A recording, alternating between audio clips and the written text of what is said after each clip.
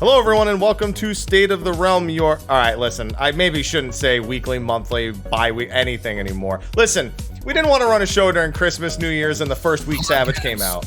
Just podcast. We are a podcast. Yeah, we'll go with that because I'm setting expectations here, and we're just setting you up to let you down. But today we're going to be talking about that thing that made it so we couldn't really have a show last week, and that of the most recent Savage tier, Pandemonium Asphodelos, the first Savage tier of the expansion. And for that, we have some very special guests as well that will be giving us a very unique perspective on how that tier actually went. But first, I'm one of your hosts, Mr. Happy. Of course, joining me is Sly, my fellow hunter right now in Monster Hunter Rise. How you doing, Sly? Enjoying that PC really? I'm all right. How you doing? I'm doing good. I needed that mental reset after Savage from Monster Hunter Rise, so it came out at a great time. I bet you did. I sure did. I bet you did. And most of the time we do a Savage show, we have a couple of guests that you guys are used to seeing, and well, we brought them back for another Savage show. We've got TPS's Black Mage, Sfia, who, I don't know how you still managed to do Black Mage in Prague. That's always a question that comes up. How you doing, Sfia? Doing good, doing good. Good. And we have, of course, one of their healer extraordinaires, and that of Kio. How you doing, Kio? Doing good, thanks. Yeah. Thanks for having me. No, thanks for coming. Thanks for coming. I know sometimes it's a little bit difficult with scheduling. Sometimes you're doing re-clears when we want to have you on, but fortunately we're doing Friday shows more often now. So we managed to squeeze it in a little bit more easily. So thank you for making the time. Thank you for joining us. We'll be, of course, talking about TPS's perspective of the tier, given the veracity at which you guys claimed world first again. Congratulations again. I wonder if Yoshi P just sits there and goes like, "Are they done yet?" Just mark it down. Just mark it down. They're done. Okay, just mark it down. That's fine. That's fine. Real quick. I'm pretty sure they're watching us, or like they're watching the contending groups at the moment, given that they knew the exact time we cleared, because all the times that we reported were actually a minute later than we actually cleared, because the boss died as the time ticked over, and they got the correct time, and we didn't. So they know. They definitely know. Well, we'll get to talk about the nitty-gritty of that in a minute, but first, thank you to our sponsors over on Patreon for supporting. We barely get to do shows because of all these things that just align with the show. It's a bit of a pain, but with Endwalker, we'll be, of course, doing a bit better. I've already lined up a few more shows. I just got to line up some guests for them, Sly, so we'll be good to go for a little bit. Just clear your calendar. Let's go. Clear your Fridays. Also, thank you to our sponsor, Steelseries. Couldn't get that one out. Been a while. I think I set up a monthly giveaway for Steelseries in the last show, which was just about a month ago at this point. So that might be wrapping up about the time I announced this. But we are continuing the monthly giveaways for Steelseries. So if you're watching this on YouTube, then just go to the description, enter it there. If you're not watching on YouTube, go to YouTube to enter it, because that's where the link is going to be. Because I'm not going to say the hyperlink over the audio format. We're not going to do that. It's not going to happen. So thank you to them. Thank you to our sponsors on Patreon. And of course, thank you to all of you for watching. So before we get too much into the nitty gritty of the most recent Savage tier, Sly, I want to actually address you first, because you have a very different experience thus far with Savage than the rest of us here. So you have done 3 hours of Savage, I want to say. How's that going? Yep. I wouldn't trade it for anything else. I feel like this is I've done statics in the past, and it's you don't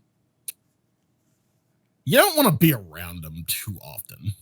Like I like you people, but at the same time, it's a fucking job if we are around each other more than 9 hours a week. So fuck that. My static is a really relaxed static. It's 1 day a week. Sundays, 3 hours. Got through P1S, did a little bit of P2. I'm okay with that.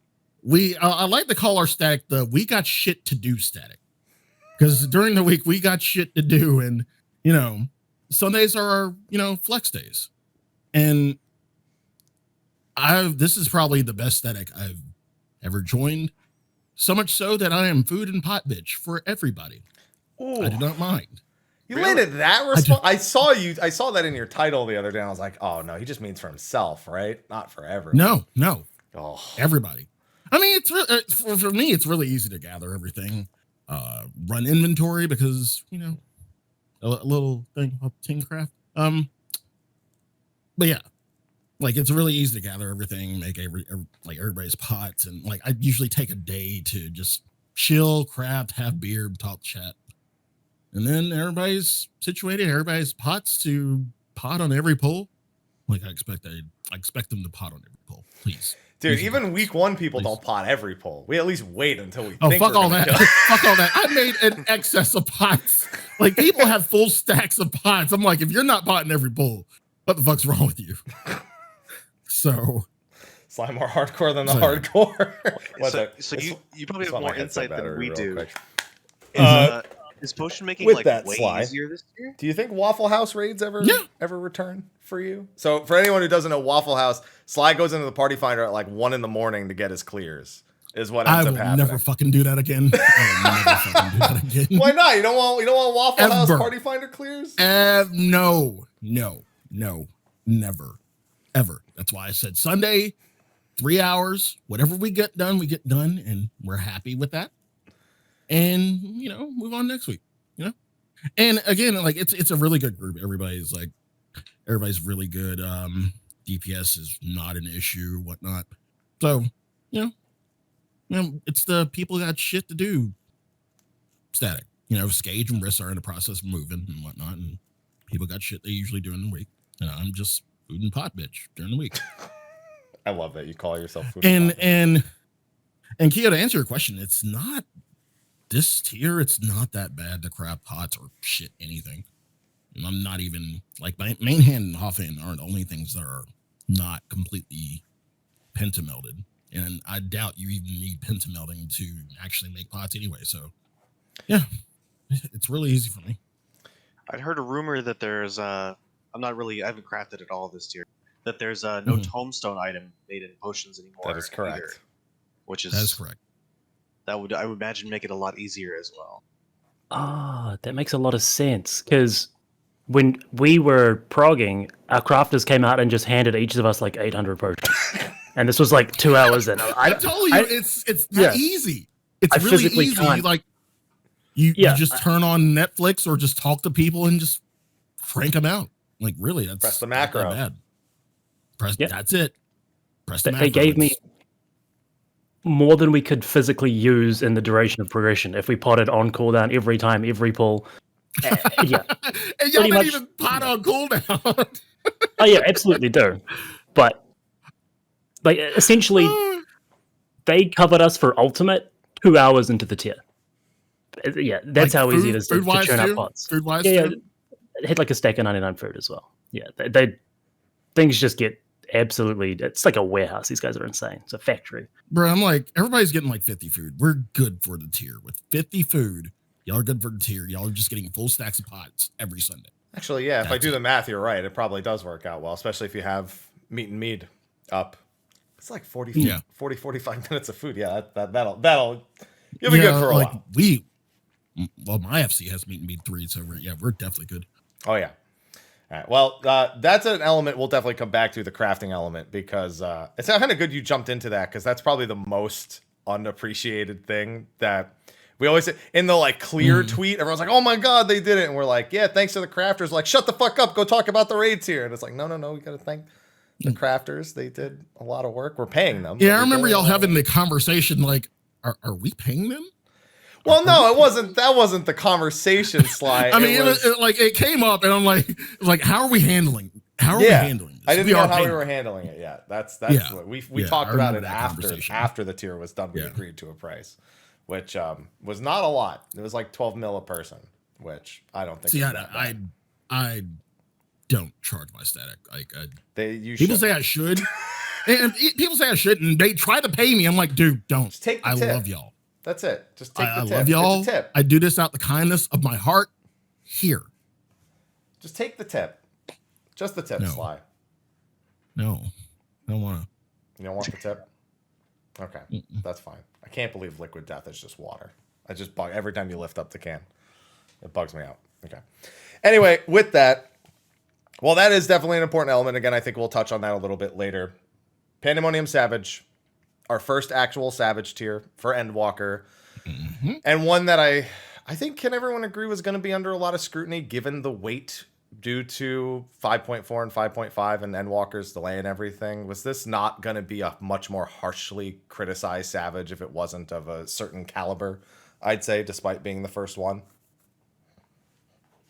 I think for a lot of people, like, there's a huge influx of new players, so they won't really have too many comparison points that have been done, like when it actually releases. There was just this huge surge of new players before the expansion. So for a lot of people, probably not.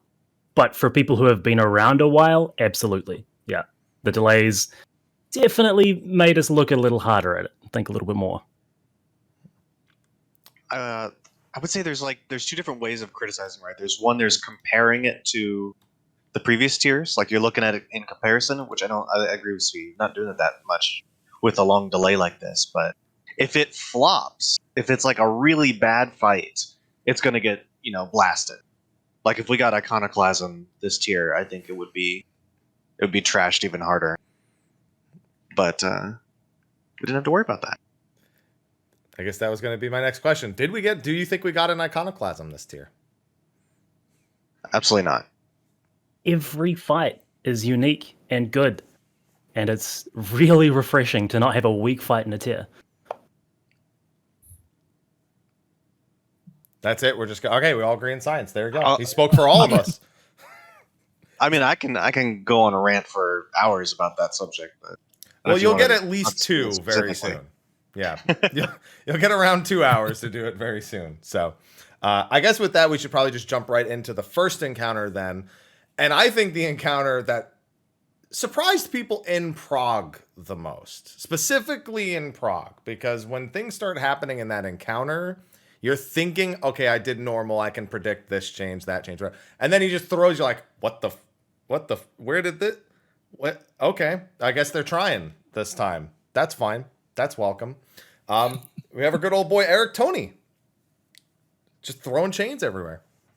So what you said about throwing people for a loop, I specifically remember Phantom saying, be ready for a 1 or 2 shot on this boss. And I just kind of went, are you sure about that? And it absolutely did not happen. And that's a welcome thing, just so people know. I said the same thing. I was like, this is our alt-roid. I'm calling it now. This is our alt-roid of this expansion. For those of you newer, first boss in the Stormblood Savage tier literally was one shot by like a dozen teams when it came out. It was that poorly done. And this was not that. This is quintessential Final Fantasy XIV raid design of, you will die to this the first time you see it. That's okay. Figure it out and pull again, pretty much. And is that kind of just how I'd imagine it went like that for you guys, just hyper accelerated? Because you're better. I mean, what else am I going to say, right? I mean, you're not wrong. Yeah, exactly. There was probably a few reads that we had that accelerated the speed, the learning process. But overall, yeah, there was definitely a few. It's just a bunch of gotchas, right? Like, oh, yep, we've seen that, we've died to that once, carry on. But there was actual mini puzzles within it. And that doesn't usually happen in the first fight of a tier. Things you actually need to go and look at debuff timers and look at like specific arena like placements that you have complete control over. You don't usually have that much agency in a first fight, but you did this time around, which I think is really cool. But it's very unexpected. When you compare it to the likes of Alt-Royd or even Eden Prime was much more simple. You had to go to this space, bait this, as opposed to you've got the whole room to figure out what to do with these 8 debuffs. Cool. Yeah, I agree. I think that sells it short to call Eric gotcha mechanics because of in particular Intemperance and Fourfold Shackles being, even now, if you look at the diagrams that are showing up in these guide threads, they're complicated because this mechanic is not, the people are trying to boil it down to something simple and it's just not simple. Which is great. It's refreshing on a first fight. It's a lot of overcomplicated people diagrams still. People overcomplicating mechanics is refreshing. Listen, well, it's like Intemperance. You can simplify it down, but ultimately there's still like 2 or 3 moving pieces that involve split-second decisions from two people. Like if you want to avoid damage downs, there's the brain dead, like get a damage down and then smile and push forward, which I think everyone's eventually going to adopt because it's easy. But unfortunately, I see that look. Yeah. I just love the fact that I'm not one of the two people who have to worry about shit. I could just, smooth brain that. I could talk about intemperance intemperance the whole show, Sly. You have no idea. Because I've seen now in the, I guess one of the guides has the southwest or like the south DPS and the south tank do it instead of. Oh, I've seen that, and I'm like, fuck that, we're not doing. And I'm that. like, isn't that normally a melee? And they're like, yeah, but you're still behind the boss, and it's like, okay, that makes sense, I suppose. I can get behind that, I guess. You want to know what we did in Prague? Somebody died, everybody got damage down, and then you pushed through and killed at that pool anyway. Yep. We tank LB'd, ate the damage down raid wide, and just carried on. It doesn't matter. The check is not tight. Yeah. It's such an... Oh, go ahead. I'm hearing stories about P1 enrages, though, in the PF. Like, that's a thing that actually happened. I didn't know it had an enrage, but it does. You knew it had an enraged Sfia. You just never saw it. You knew it had one. Is it Warden's Wrath? It's called Lithe. It's the same animation as Warden's Wrath, though. Or Lethe. Huh. It's Lithe or Lethe. One of the two. Yeah, Lethe or Lethe or whatever you want to call it. Yeah. I've never seen that. I had to ask someone for footage of it. It's the only way I saw it. I don't remember who. I love going through these first fights like that where there's like a mechanic that's not... Like, it's you get to like 30 seconds of talking about how to solve a mechanic and you realize we can't take this time. We got to just go through. Like, just ignore it. Try to power through. Because we're going to kill it anyway. And it's just a fun conversation. Yeah, and it's something that you can draw a parallel to other first fights. Because I think the first fight in an expansion, even if it's a good fight, like Eden Prime I'd consider a decent first fight. It's not a bad one, at the very least. And while there are certainly points where you can't afford to screw up, it's nothing quite as terminal as Fury's 14 or messing up on tiles, which isn't even always that terminal, depending on how it happens.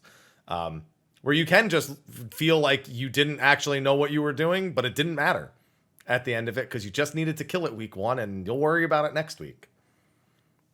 And I'd imagine that also accelerates Prague.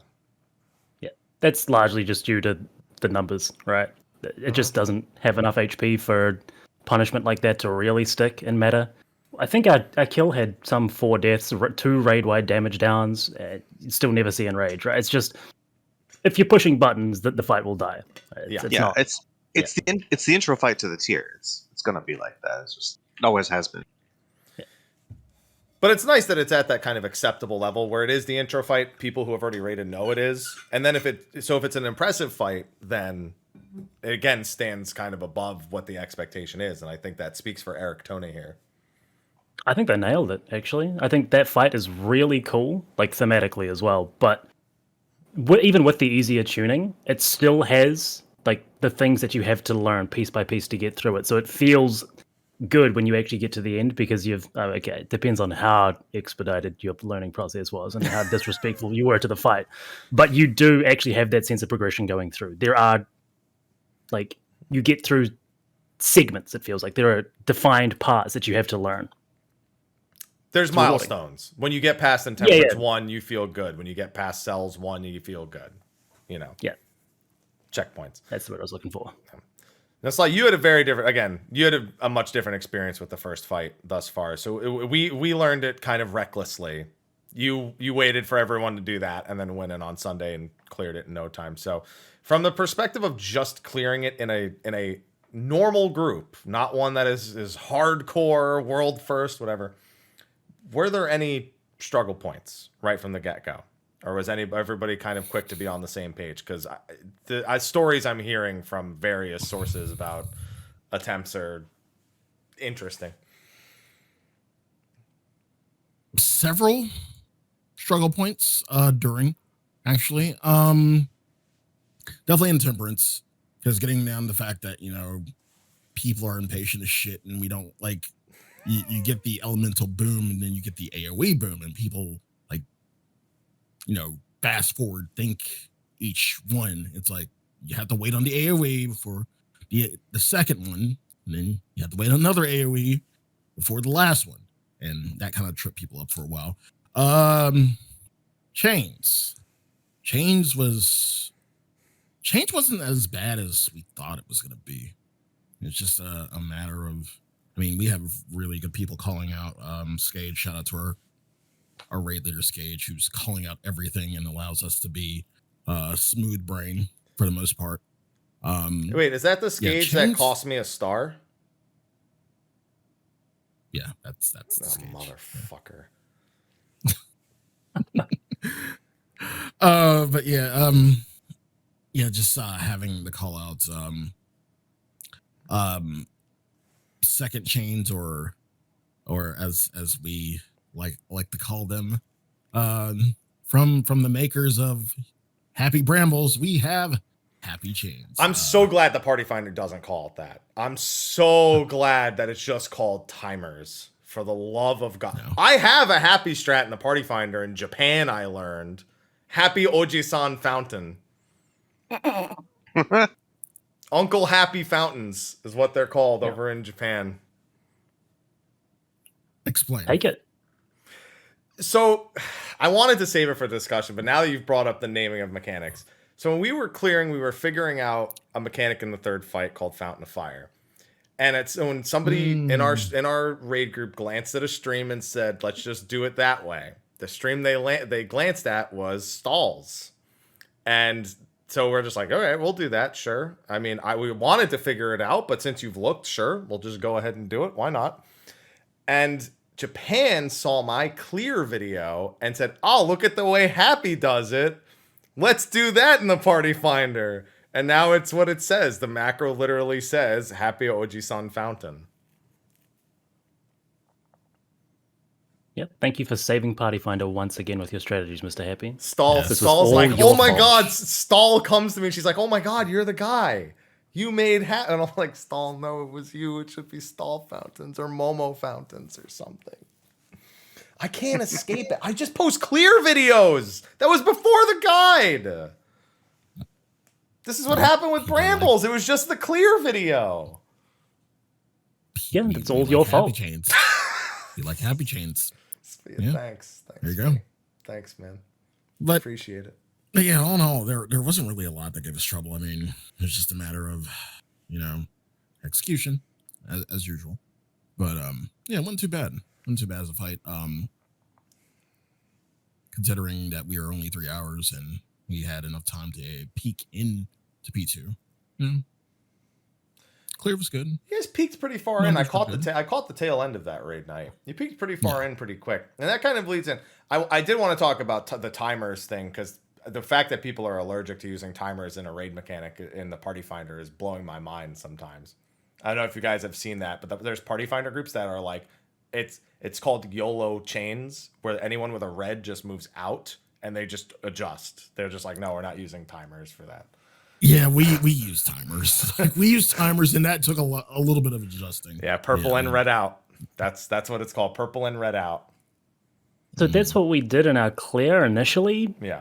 But if there's anything that I've noticed, is that Party Finder isn't really good at adjusting and YOLOing. Yeah, but they're not good at following the rules either, if you think about it. Like when it's like, this is the way the mechanic is done, and then it still does, it's like, there's just an understanding and execution range to the Party Finder, to say the least. I think the way PF likes to do it, thank God I'm not PFing this here.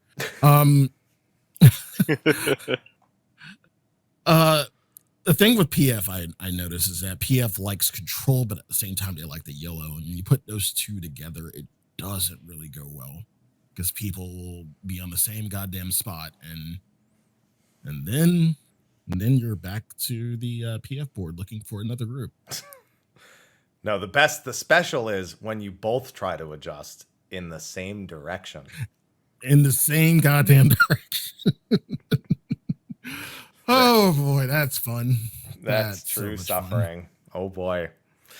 Well, P1S, fortunately, a good introduction to a raid tier, whether you be returning or it's your first raid tier that you've ever done. Sly, you have something on your mind before we move on to P2S? Is it just me, or were y'all expecting a few more things? I mean, for Eric Tony to be all about these chains, and he doesn't really use the chains like we thought.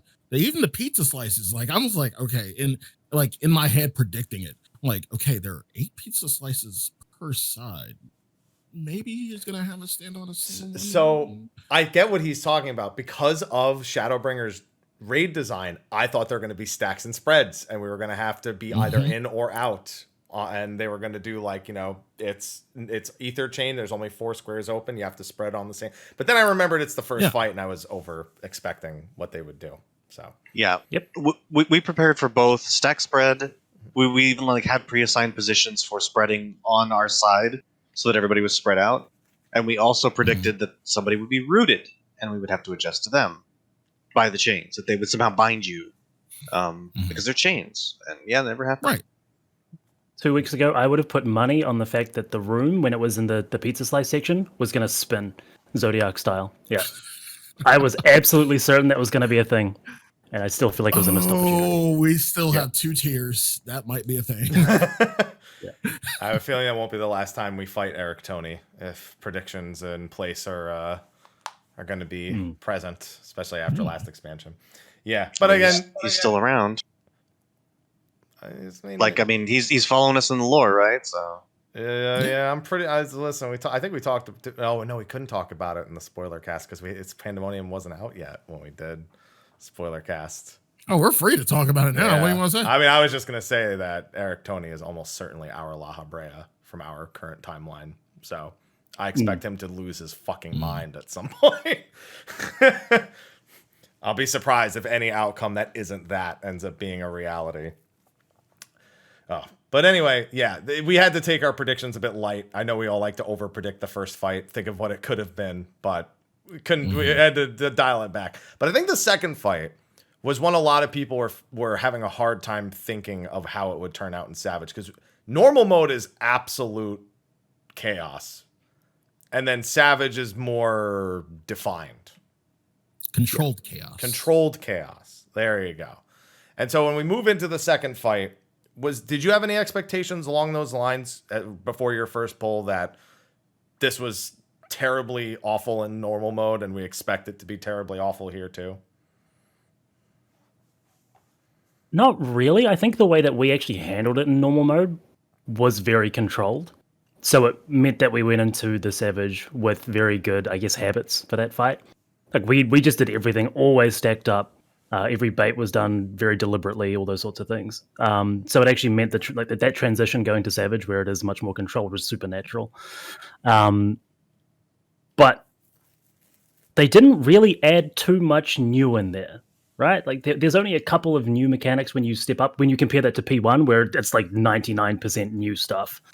So that was very surprising to me. They didn't really seem to elaborate too much on what they already established in P2 normal. Does that mean your prog went a little smoother for P2 than you expected to, or even a little smoother? Because you guys were done with P1 and P2 so quick that I'm sure that the prog time was probably comparable between the two.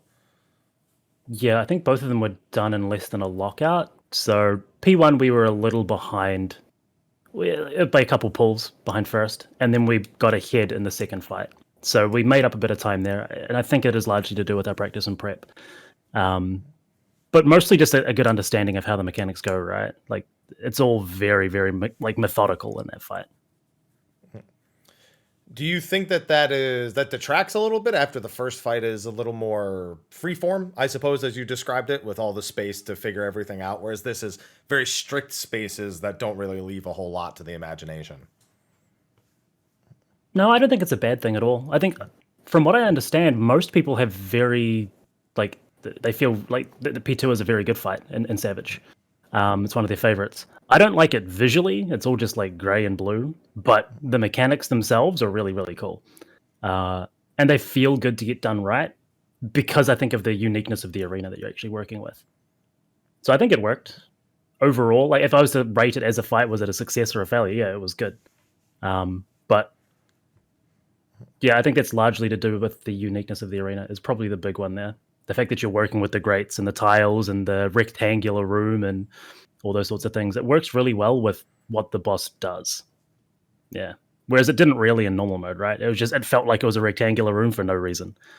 Felt like a Shadowbringers fight because it was like spread, then stack, then bait, then spread, then stack, then bait, then spread. Yeah, just over and over again. But the stack, there were a few stack markers, but most of the stacking was just to handle the frequency of raid wides.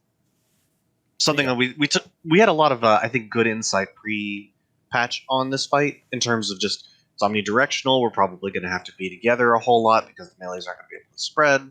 That was true, and there's a lot of damage even in normal. Like even in normal for a normal boss, the amount of like raid wides and tank busters this boss was putting out was a little above average. So everything does damage. Like the predatory sight mechanic that doesn't exist in Savage for some reason. That did damage for some reason. Everything in normal mode did damage. It's weird. I mean, predatory sight was what became the debuffs, right? That's just the became predatory avarice. Yes, avarice. Yeah, it did exist. It just slightly changed. Yeah, it was 2 spreads and then everyone for the droplet for the healer split damage marker. Yeah. I was surprised predatory sight didn't remain in any capacity because I feel like that was even just forcing people to move together for certain mechanics that you already kind of moved together for to like force consistency. That was a pretty big surprise in my part. So with the fight, there's some pretty notable differences. Coherence having a wild charge. I think we all learned that the hard way the first time. Well, one person learned it the hard way the first time. Do you guys ever go into split damage markers thinking they will become a wild charge? Is that ever a prediction that comes into your mind when you're going from normal to savage? Because I remember we thought the chain in 1 was going to become a wild charge, the knockback. Yeah. Any rectangular target or stack, like group stack rectangle, you always got to think that way because it's just they occasionally do that where the tank's got to be in front for a rectangle mark. Yeah, either a body block or a wild charge. So definitely. Wasn't the one in 1 technically? Yes. It wasn't necessarily a wild. Yeah, we call everything a wild charge that has any sort of tank intercept. But yeah, it was technically a wild charge. And I don't think very many people are even doing it that way. I don't think many people have found a tangible enough benefit to doing it that way versus doing it traditionally. For those who don't know, the knockback that comes from the boss in 1 that he does on the tanks and then follows up, if the other tank stands in front, they take the vuln and the knockback, and then the other tank is free to do whatever they want.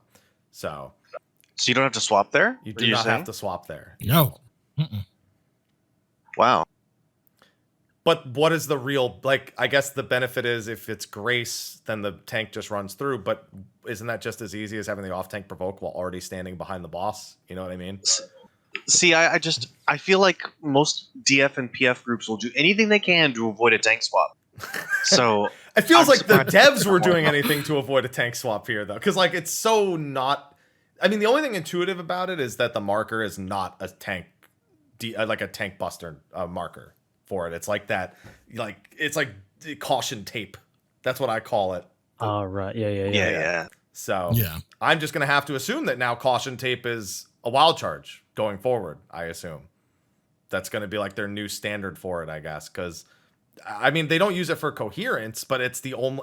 I don't know why they would use that marker if they're not intending it to be blocked. You know what I mean? I was under the impression they used that for rectangular tank cleaves. Yeah, like if you think of the near raid, where it happens that the 3 tanks get it. That's like the kind of first time that became sort of solidified. Yeah. And so it makes sense that they use it here, but then they just added a twist to it. Yeah. I wouldn't imagine it's going to be a consistent thing in the future, but it's something they can add to it, I guess. Keep it in mind. To me, it means tank mechanic coming, not buster. That's what my brain interprets it at. So... But this one ended up being slightly a buster in a way. Like you better cool down that flare or get it really far away. We have for the flare, our tank who takes the knockback. He actually runs through the boss last second, gets knocked to the south, so the tank in the north doesn't have to do anything. Pretty cool. Yeah, snapshots the damage. Yeah, so now if it were to be the other one, it wouldn't work too great, but wouldn't be the end of the world, I suppose. So back to the second fight. The arena you mentioned being the most unique part.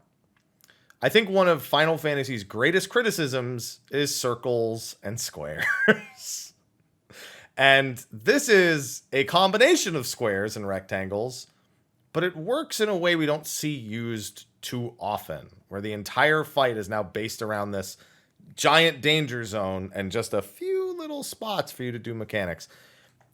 Now, Sfia, you said that you felt like that was unique and it was interesting. But again, I go back. I liked this fight, just to be clear. But I always take note whenever they add things that force things to be done in a very specific way versus it being more open-ended. So do you think this was regardless of whether you thought it was fun, do you think this was a good use of limiting the arena in the way that they did it? Or do you think that it was maybe a little too, how would I say, closed off to force teams to go a specific way with things? I can definitely see it both ways. I think in terms of what they're trying to do with like real estate, just making it a real estate fight by limiting how much space you have, there are probably other ways they could have done that. I know that some of our predictions were things like the tainted floods would leave behind persistent puddles. Things like that could have also been used. But in the end, for some of the mechanics to actually be difficult, they need to give you a very limited way to actually handle it. Like if you had the full room to do a bunch of these things, it's a joke. So I think it's okay. I think maybe they overused the sewage deluge, whole floor being lava a little bit much, and they could have done other things with that, those sections there. But I don't think it detracted from the fight. I think there was just potential for it to be better.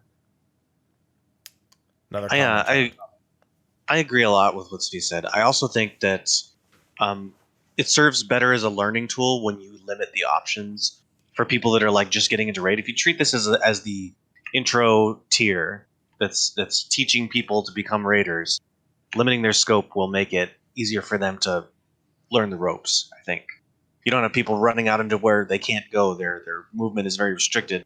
They're more likely to figure out where they got to go quicker. I don't know. I just feel like it's more new player friendly without taxing the difficulty of it too much. I really like the difficulty level of this fight. I think it's perfect for a second fight. Well, you thinking it's perfect as a healer says a lot, because it's rare that a healer thinks a second fight is perfect. Because true, you're usually a little bored in the first two, and I have a feeling you weren't this tier, Kio. Yeah, going back through the list of second tiers, they all are very awkwardly balanced for healer, especially healing in particular. Like I even just Shadowkeeper, for example, there's just these huge stretches where there's no damage, and then very intense sections. This one felt really normalized out. It felt very satisfying to map cooldowns.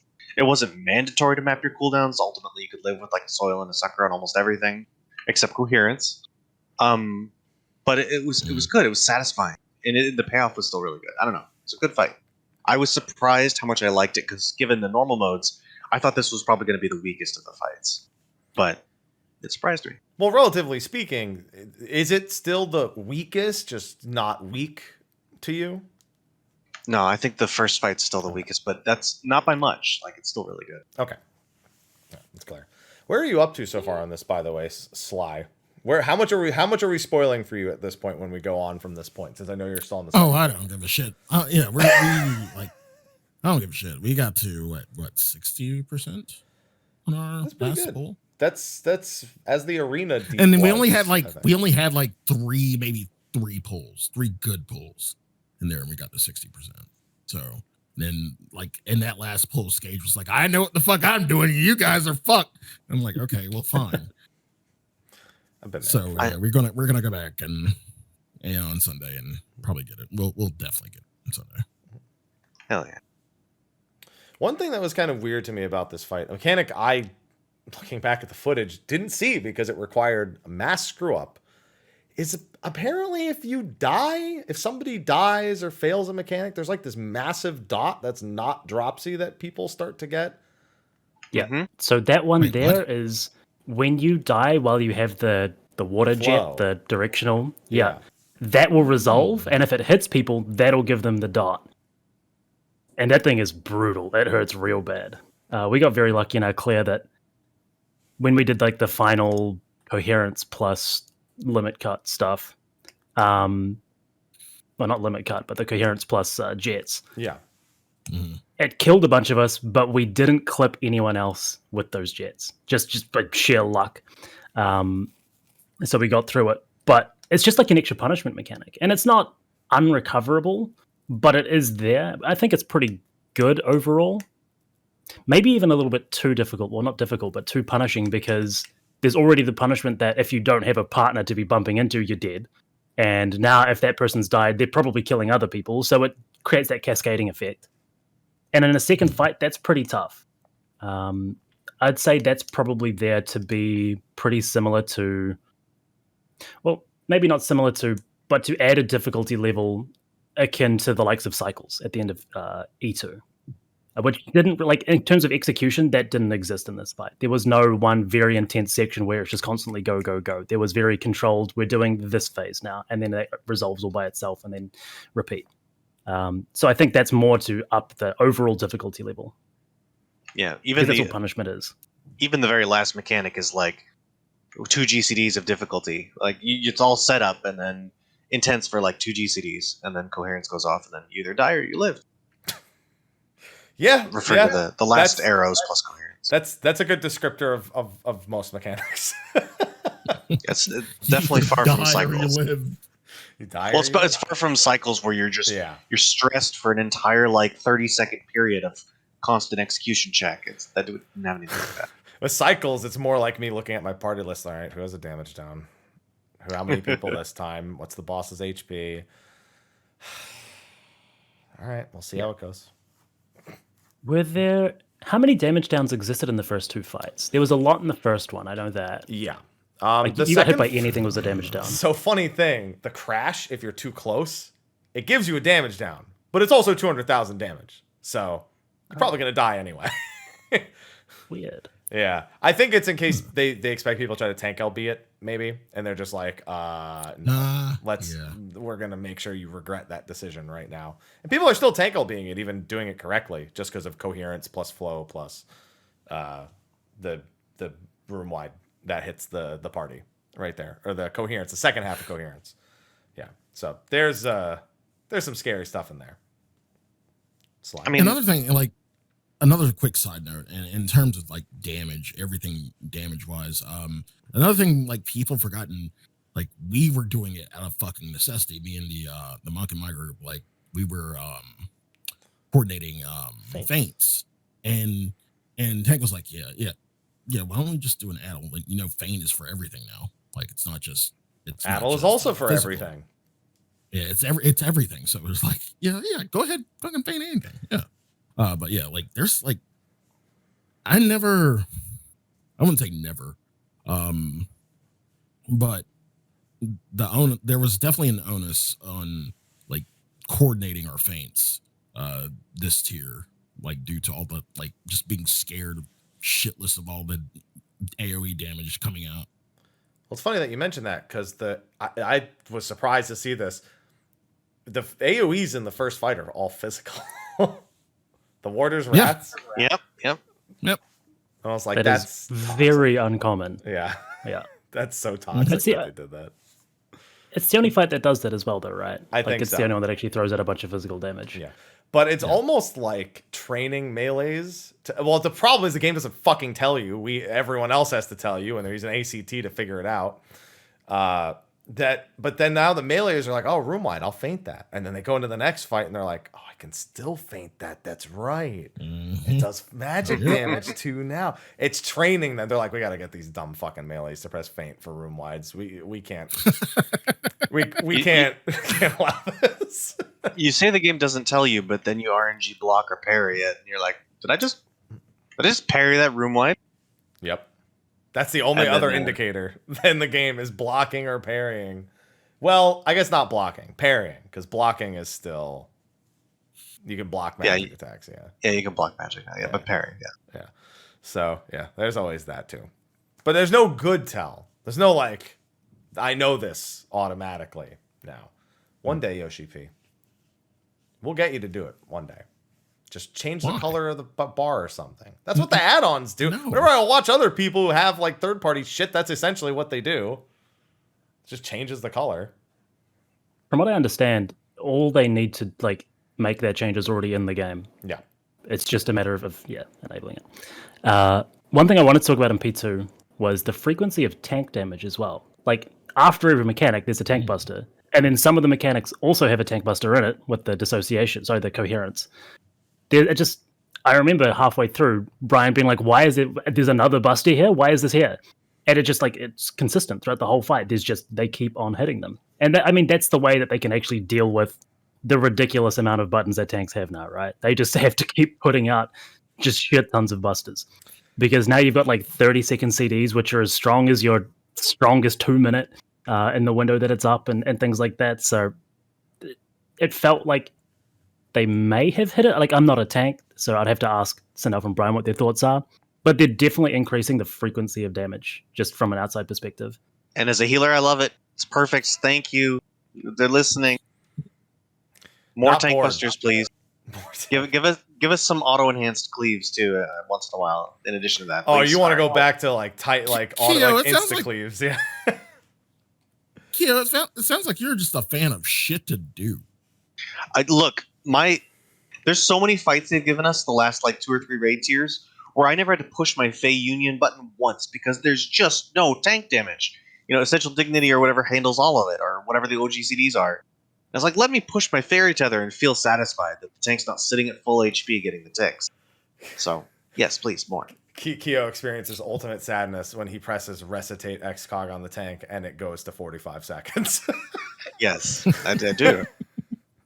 That did not happen this tier. I can promise you that did not happen this tier. At least not at any reasonable time. Yeah, no, there's a lot of damage. That's true of the next 2 fight. The next fight especially, Phoenix. How is it? It's like, I think it's Phoenix for this specific pronunciation. I think I still call him Phoenix. Yeah. My Google auto fixed it to Phoenix the whole time I was typing it out, so I just stopped trying, I suppose. Everyone just makes a joke about me like, Happy, did you name this? What do you mean? Yeah, it sounds like you're from Jersey. The Phoenix. I'm like, no, I didn't name that, believe it or not. That's fine. Okay. This third fight, okay, so while I talked about the first encounter being heavily criticized, being a first encounter, for me, the third fight was the one I was looking at most, because I did not like Shadowbringer's third fight almost every time. I didn't like it. The 11 was okay, but I was just like, okay, so he has 3 attacks, and that's it, right? That's the whole fight. Okay, got it. This time, they were like, what was everyone's favorite third fight? Some guy in the room raised hand. I like Cruise Chaser. Somebody else raised a hand. I really liked Living Liquid. Another person raises their hand. I actually liked Phoenix. And they're like, just do it all. Just do all that. Yeah. Okay. Yeah. Just grab all the ones people liked, and we'll just do that again, and we'll worry about the next one next year. That's what this fight was. This was third fight. Savage. 2? No. Savage Rebirth? Something? Sounds like a DDR song now. Rebirth is fitting. Rebirth is fitting. Yeah. It sounds like a DDR song now, though. So I think I can speak for everyone when I say that the worst part about the fight is the arena. I personally don't struggle with it that much, but everybody hates it. Fuck the arena. that was the only mechanic that got easier in Savage because there's less AoE markers. Yeah. They're usually really good about it, and they're usually actually really mindful in their design of arenas and AoE indicators to not put same color on same color. I think they just forgot this time around that fire on top of red arena with a red background and a red boss doesn't really go too well. Memo must have slipped through at some point. Maybe the notice on just fell off the notice board. Just find yourself squinting. What do you make it stop? Stop making that face. Why are you making that just find yourself squinting. Like in normal mode, maybe, but not in Savage. Okay, I'm the most qualified person to talk about this here. Savage was tough on the eyes. It wasn't hard to see mechanics. My head hurt just having this color blasted at me the whole time. Yeah, more or less. It's like It didn't Yeah. impede anything. It was just kind of annoying, and that's it. Yeah. It's like using Discord light theme. Why would you do that, right? We Exactly. have a bonus comment from a TPS member. Here we go. I believe it is your 9th member, if I'm not mistaken, if memory serves.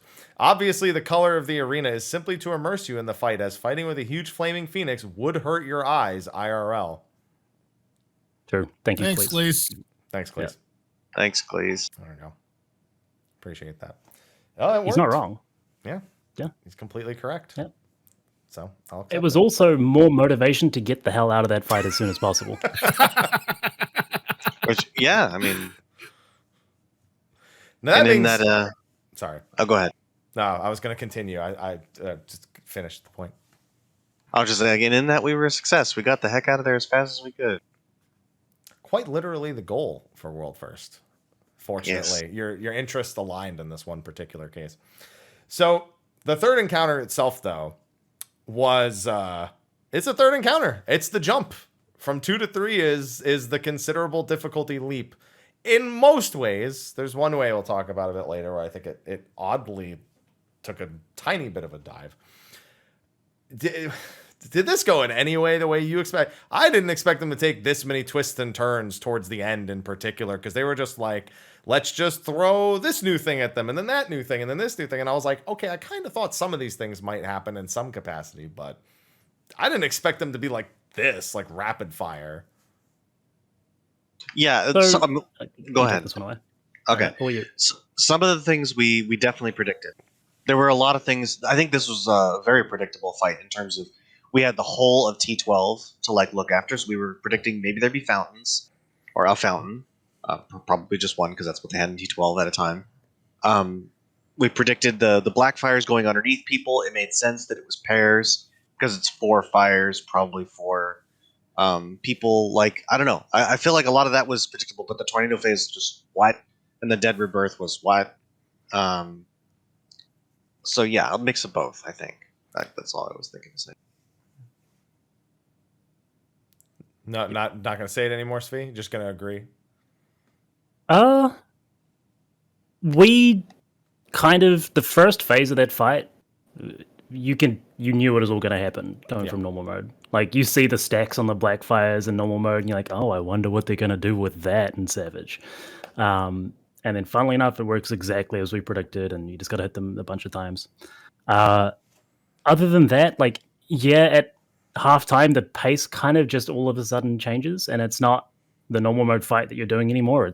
You're actually doing the Savage version. It feels like once you get past ads phase, and it just everything's different. Also, that's kind of, I still don't think it necessarily is, kind of the first true ad phase outside of Idol of Darkness, That was a good ad Iconoclasm, phase, that we've which had was that we've had turn in 11, yeah. that we've had in a really, really long time. Like a really long time. Where you have ad positioning management, where you've got incoming sort like damage from multiple sources, a lot of positional stuff to deal with. It's just we haven't had that. Like even the one in was it 07, E7, Iconoclasm, you had such little control over what you do in that phase. The one thing moves by itself, and that dictates everything that your party does, as opposed to this, where the only thing that dictates where you do is that there needs to be space between them when they die. That's it. Everything else is up to you, which is cool, and I love that, and I want to see more of it. Completely skipping over. I don't blame you for this. E1 doesn't count. The one where it's just 2 ads that cleave an AoE. And that's it. There's no separating them face. even. Not counting E8, which is surprising because E8 is generally regarded because Kio knows it's A3 light, so we we're familiar. Yeah. A little bit. Oh It's- yeah, Yeah. Those ones all are very like the E8 one particularly is so like you have no control. It's just kill this thing, soak this tether in a very fixed. Every single time is going to be exactly the same way, whereas you actually have agency, and I think that's probably the big word for this whole tier is agency. Not so much in the last fight, but particularly the first and the third. You have control over how you do these mechanics. and you control where the pieces are, as opposed to being told exactly where to do it, which is the problem that you were talking about in 2. Yeah. Mm-hmm. It's still a far cry from something like T12's ad phase, where there was so many more moving parts and set up across the whole section before, and this is much more just simple. I really think it's like 4 ads, spread them out, kill them. That's for the most part. There's not even AoEs to dodge until the tethers, but it's still a step up. You're right. It's encouraging. Hope they do more like that. Chat. First time we get ads in a while, and FF Logs removes them. Yeah. True. Yeah. Sad face. I mean, that's kind of a good thing for PF. I think it's bad for any coordinated group, but for PF, it's a very, very good thing because you don't want to be running with people who are just greed lording those ads and constantly wiping for it, because that's going to happen. Oh, yeah. A bird's just going to die straight away, and people are going to be very pissed off. Imagine you pull all 4 ads to the middle, AoE them down to 30%, or something like that, and the tank's scrambling to get the. Listen, you're saying say that. I saw before they said they were taking it out, or even putting a poll up. There were people who are like, "How hard do those hit the DPS by any chance?" So they could like group them and then have the DPS move 2 of them out, so that the tanks didn't have to do any more movement. We were actually. That was the first thing that we asked as well. Can we have DPS pick these up? And then we saw they ordered the tanks for like 20k. We're like, no, we can't do that. I saw some group doing that, and like I turned onto a stream post prog, and I saw DPS tanking one of the little ads, and I was like, oh, that's a thing, and he lived. I don't know how much chain healing he was getting. Probably he did live a decent chunk, I'd have to imagine, given Rain of Fire and the auto attacks. I'd Yeah, have probably. to assume. Yeah. Yeah, after that 50% mark, though, after you get through that true ad phase, it is just... There's a few really weird decisions in the second half of that fight, and I think the teeth might be the weirdest one. The first usage of the teeth to teach you how they're used. So the ads, when you kill them, become fledglings, and they're teeth. All right, they look like teeth. They're teeth. Everyone's calling them teeth. All right. And in normal mode, they automatically get placed one at a time, and then, they do an AoE one at a time, and you have to, like, stand in a safe spot, then move, and I'm like, oh, yeah, they'll probably do that in Savage. No, in Savage, you just have to put them far enough apart, facing away from the group, and you could do whatever the fuck you want. And I was just like... Yep. That's a weird way to go. And all they're doing is teaching you how it works for later is the weird thing. But it's like... But they taught us in normal mode. They don't have to teach us again. Yeah, that's what I was thinking. But the reintroduction of that mechanic has one very obviously missing component. And anyone who actually broke down the mechanic immediately realizes that because there's no 3 debuff, that mechanic is a joke. Yes. It's you just point in the middle and just do it. If there was a 3, the whole thing changes. Positioning changes, you have to do wacky things with shapes, but it becomes an infinitely harder mechanic. Well, not infinitely, a much harder mechanic to solve initially. Probably pretty similar to execute, but just that one missing number, there's 1s, there's 2s, and there's 4s. The one missing 3 would have changed that mechanic. Maybe a couple more pulls, maybe just another 5 minutes figuring it out. Yeah, I remember coming up with ways when we saw the debuffs of how a 3 would work. And I was like, did we get a 3? And they said, no. I was like, oh, fuck, I'm not bothering with that anymore. That's too much brain energy for me. I don't know, because you had 1 here and then 1 here, and then you had 1 north of this one, and then you had 1 offset over here on the left, and I'm just like, I don't want to do that. Yep. Just fucking 1, Yep. 2, 4. That's too many brain loops for me. Then you come to... So one weird thing, people are talking about tornadoes, they're talking about Fountain of Fire. I'm not going to lie, Glory Plume still scares the shit out of me every single time it comes out. For those still learning the fight, the first time you see Glory Plume, it's Cruise Chaser, Hawk Blasters, basically rotating AoE with one that ends in the middle. And it's either stack or spread. If I learned anything from Shadowbringers, it's that decision will always be the death of you. Because that is exactly what happens every time. Somebody tries to spread to a spot like, oh yeah, this is my spot. Nope, it's not their spot. It's a stack. Oh, sorry, I gap closed into the boss. I don't know if there was... You guys probably had it mostly under control, I'd imagine, week 1. This is something that your team would have practiced a million times over. So we have practiced spread positions for light parties, I don't think we ever practiced melee ranged split spreads. So that was a little bit of a, I don't think it took long, but Speaking of the melee range split, Yep. we didn't know until about 2 hours into prog that they were actually melee range splits. We just 50-50'd it and got through randomly, and then all of a sudden we die and we're like, oh, thank you, Final Fantasy. Whoops. Good I old- was very good old upset. 50-50s. Yep, same thing. That in Kefka, the front kick or the back kick that he does after he charges at people. We had that happen for about 2 hours. He did the back kick every time, and then one pull he did the front kick, and we died. So this was pretty much the same situation with Glory Plume.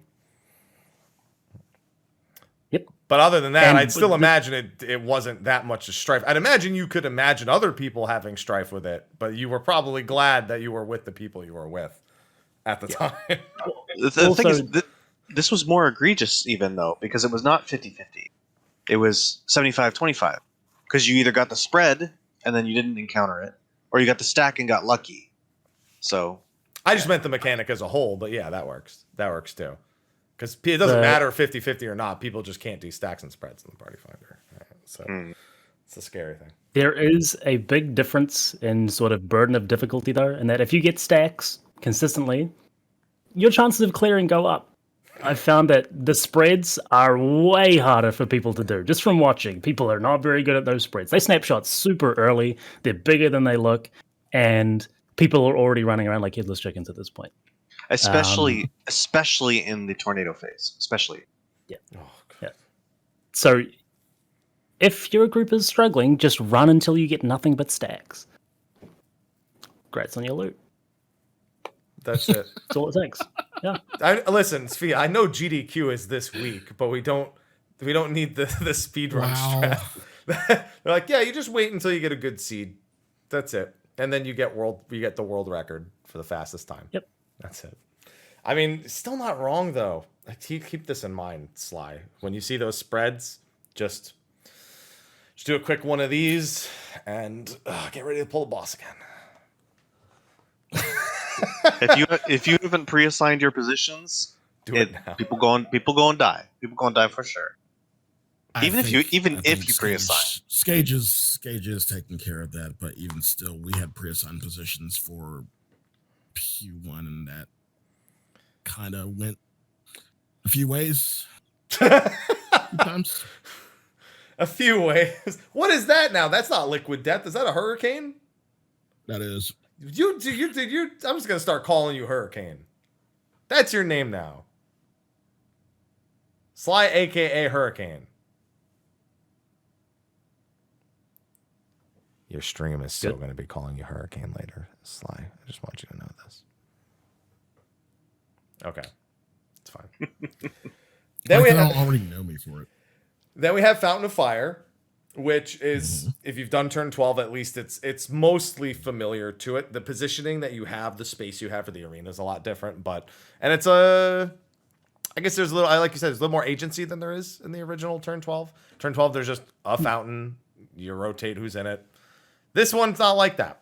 This one Kio probably really enjoyed, I'd have to imagine. I turned into a superhero. It's great. I think that's one of the first times I've seen them do a mechanic that makes the player who does it feel like an absolute god. The first time I used consolation in that situation, I cackled. I didn't hold my mic down, but I cackled IRL when I saw like full health shields on everyone from one consolation. Like, yeah, this is good. I just thought of this. Couldn't you put a warrior in one of them? Yes. And then they just shake it off? Yes. Well, shake it off is a percentage of your max health. Yeah, it wouldn't work. Oh, it is. Yeah, the healing is the... Yeah, the healing would work, but your healer's going to achieve the same thing. Yeah. Yeah. Yeah. I remember going in when we were first figuring it out, and I was like, oh shit, that did so much damage, heal me. And then I pressed second wind, and I was at full health. I was like, oh, so that's how that works. I had noticed. I got an embrace for 33k from a fairy. Yeah. That's power. That's drive, that's power. That's what it is. There's nothing quite like doing a deploy and having it not only zero out to full AoEs, but then you can't even like reapply the shields because they're too big still left over, until they time out for the firestorms that's coming after. We contemplated This is just letting funny. the tank busters go wide. Like we were like, why are we doing these? Why are the tanks getting these off of us at this point? I don't think we'd die if we just ate the tank, as long as we didn't eat both of them. Maybe even if we did eat both of them, I don't fucking know. Probably not. Oh yeah, there's It's a clip lot of that. shielding. Yeah, it's a lot. It's a lot of fucking shields that you get from that. And that's I really like that. I like the idea of making the player feel powerful. This going back to Ultima. Ultima, it's required. But still, I like the idea of doing something correctly, and the player gets some sort of reward that they need to use in order to get through the phase, get through the encounter, whatever it is. And because you just feel so good about doing it. I think non-healers cackle because they see the healing and they're like, "Yep, I'm so down for that. I'm so happy for you, whoever you are in the fountain. I'm so happy for you." And then the people doing the phoenixes are like, how come we have to do this shit? How come their shit just makes them a god and my shit almost kills me every time? Well, depending on the strat you use, they're not all created equal. They all share the same rules and stuff, but some of them make positioning a little tighter than it needs to be. Yeah, Definitely. there's a few different ways. We were going to do it a couple different ways, and then we landed on what is now Happy OG Sun. Happy OG son. Yeah, fountains. No. Thank you, Stall. Thank you, Momo. Appreciate it. Thank you. You know, I'm kind of embarrassed because this is the first year where like I legitimately have no clue what the non-healers are doing in that section. I'm entirely tunneled on fountain and healing the party and fountain. And I don't even know what you got. I see AoEs going out. There's some kind of dashes. I don't know. That's it. You just nailed it. That's what everyone else is doing. They're dropping an AoE and then dealing with a dash. Is You're a hero. Three sets of paired close baits, and those close baits will give you a targeted AoE. That targeted AoE will do damage, and then a bird is going to spawn on that, tethered to you, which you need to range bait. That bird does a line though, which goes through you. So that's why we go opposite each other and behind each other's bird. Yep. Ah, okay. And then we wait for the AoE heals because we know that they're going to be very, very strong. When you say range bait, what do you mean specifically? Like you have to get proximity AoE. Yeah. It's the tether that turns from arrows into solid purple. Yeah. Ah, okay. Yeah. So, and then they're just dashing and the healers come back in the middle and they're like, I'm here to save you. For the next 30 seconds, I suppose. And then once you're done with that, you get to Firestorms of Asphodelos. I think the third tier fight I expected to see least was Living Liquid. When I was thinking of how this fight was going to turn out going into Savage, I was like, yeah, there's probably going to be 3 fire tornadoes and, knockbacks and stacks and spreads and baits. Nope, that's all there. Sure is. And this seems to be the biggest pain point for the Party Finder right now. It's slowly improving. Really? So people have a really tough time baiting the tornadoes and the boss and not killing and clipping each other. It's improving. It's improving because what people are doing now, what's becoming standard is called Elmo strat. I think I've seen that diagram. Yep. Explain. So it's a diagram where the twisters, the 3 tornadoes, are replaced with, the picture of Elmo in the fire. That's how they designate the tornadoes in the diagram. That's the reason it's called Elmo strat. And that's where you have tanks just invuln as many. Like I think in the Elmo strat they invuln the 2 south tornadoes plus the. I think I have it. It's 2 south tornadoes, 2 of the cleaves from the boss that are close range baited, and both the tank busters. All that together. Okay, I was trying to make sure it wasn't the other one because there's another one where one tank takes both of the south tornadoes, and then the north tank takes the north tornado, and they kind of then cleave south while the other ones cleave east and west, and then the party just does one off on the side from the boss. So I was trying to remember which one was Elmo, but. That seems to be finding the most success as long as your tanks can ensure they have their invulns there because they eat 6/8 of the mechanic, essentially. Yeah. The Elmo strat has just the fizz range baiting one of the tornado cleaves, and then the party gets one boss cleave, and then everything else is tanks. Yep. Yeah. I have to remove as much responsibility as possible to get through this as consistently as possible. And yet I've seen the tank, like the one that's baiting the southeast tornado cleave. I've seen that cleave clip people in the solo stack on like streams and stuff. Yep. I don't know that this is the best strat to normalize, but if that's what they want, it's whatever. Yeah, it's going to be one of those where people are going to put markers down. Like they have to tell the party finder tank what the spot is. And even then, if they're off, here's the thing. What bugs me is that tank is a little too far north when that problem is perfectly fixable by being another step to the south. You can't be that far south because you need to still be in range of both tornadoes. Yeah, you need to be in range of a lot of things. And the party does not do a good job of being max melee to not bait those as well. So sorry, my internet's going a little weird right now. Let me lower the bit rate. Apologies for that. Yeah, I've been having internet issues a lot as of late, but this isn't as bad as it normally is. So that will normalize-ish. It will be super pixelated. As long as I can still be on the call, we'll be okay. And I apologize for that, both on the YouTube video, where this will be reflected, and of course, live on the stream. Hopefully it'll be back. I hit local record just in case, because it's only my upload speed. So this just only happens with my upload speed, maybe once or twice a day, and all you three landed on the lucky time of the day, I suppose. Because all that's actually happening. Yay! Hopefully it'll come. Speaking of lucky time of the day, that was a thing in Prague. Kio has been DCing at a very specific time of day every day, and we had to play around that. Okay, and you get to the elephant in the room, and I'm surprised I didn't ask this earlier. Because we've all been going through it, like queues, DCs, whatnot, and everybody's been dealing with no fucking way. Did y'all have any contingency plans laid for when this happened? Because in my mind, before Savage was even out during normal, I'm like, are Savage teams just gonna have like a backup of like 8 people? So the initial contingency plan is Cleese. And Cleese subs in while we're back in the queue. Cleese levels every job that we could possibly play and just gets ready. The second contingency plan, and this one was the most annoying, was a second character logged in on a different service account at all times. So that one is a ton of preparation work and annoying as hell, especially considering you couldn't buy the game. So if you didn't have one already, you were shit out of luck.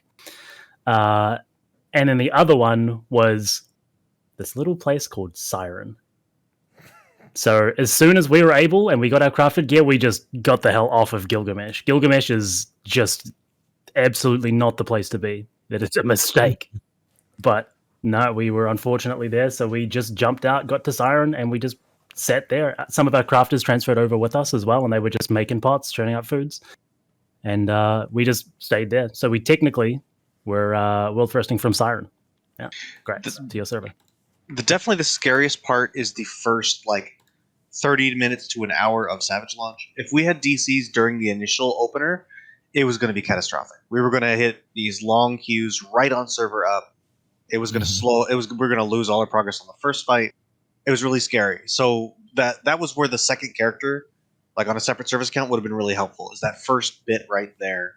If we lost somebody, they possibly have another person, or Cleese gets in and can fill. Either way, but that didn't happen, thankfully. But yeah, I've been having this DC every morning. It's at 6:30ish, between 6 and 7 o'clock a.m. Pacific time, and it was like we hit 6 o'clock, man. We had everything. We had a decent amount of food and pots, not the amount we needed to finish the tier, but close. And I was just like, can we please leave? Let's just full group Siren, and we did. And 20 minutes later, I DC'd, as predicted. And if that had happened while I was on Gilgamesh, would have been bad. No fucking way. No fucking way. There was definitely some luck involved because it's not a precise timing of when I DC. It's just a trend. But yeah. I wish mine was precise. Well, I don't even disconnect. Yeah. I only lose my upload speed. That's it. I don't disconnect. internet problems are the worst. Like, especially because 99% of the time it's out of your control and there's nothing you can do about it except just suck it up and deal with it.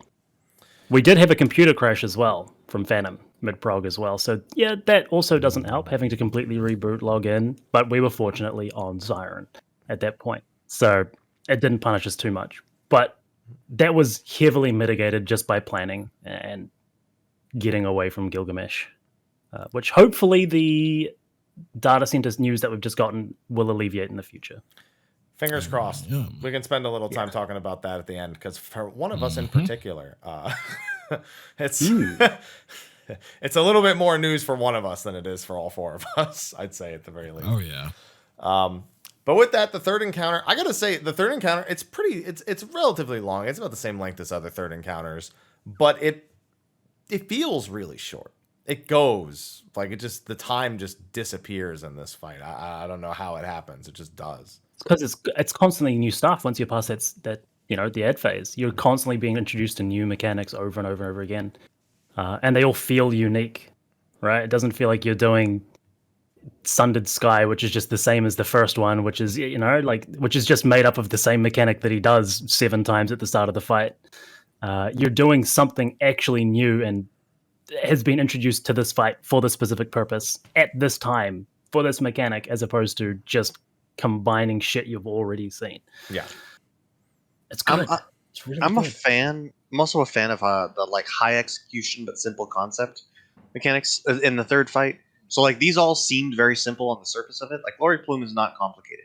It's the same as Experimental Fire Plume. Then there's either stack or spread. That's it. Very simple concept. Very difficult to execute, like consistently. And I really enjoy that.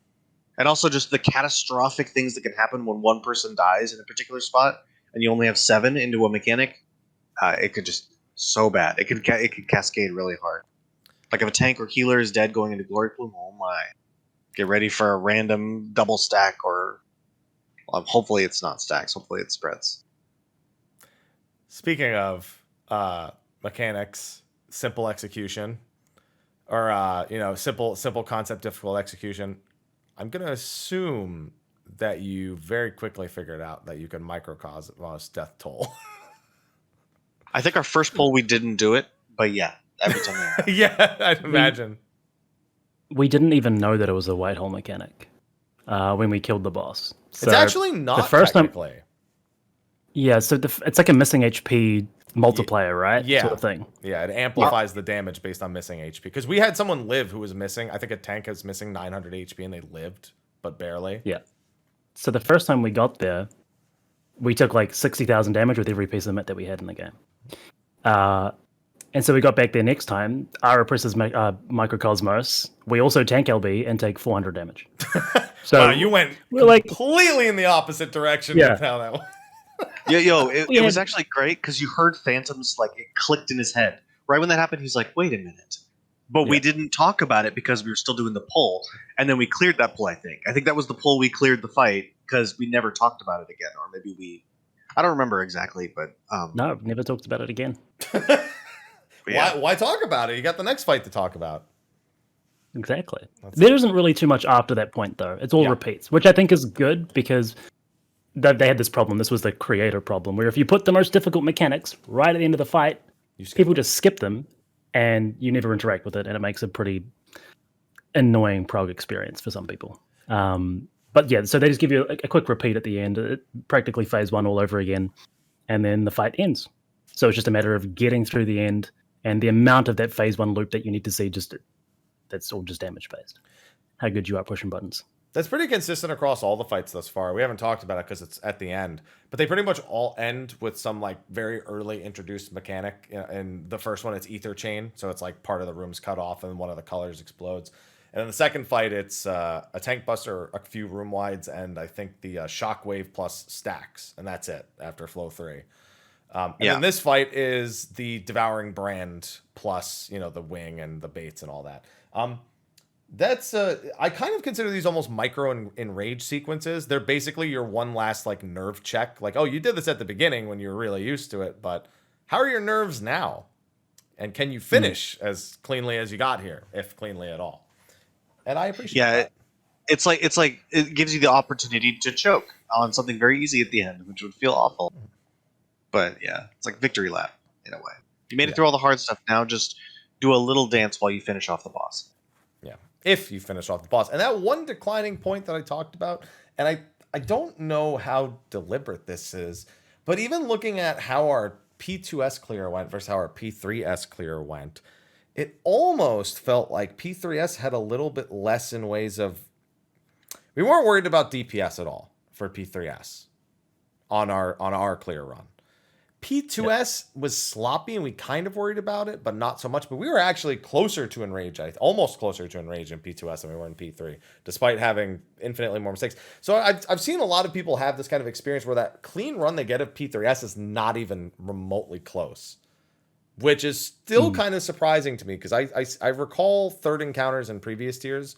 Maybe not Leviathan, who would be the direct comparison. I remember the Calm and the Storm taking like 80 seconds to resolve. But it's weird, because I don't know. I feel like there was pretty much no check. I guess maybe I'm thinking about it too much, because the third fight, because Iconoclasm has the same problem. It goes back and forth depending on the tier. Yeah. Like, for example, Delta Skips 03, I don't remember there being much of an Enrage issue with that one either. Halicarnassus, like, you almost...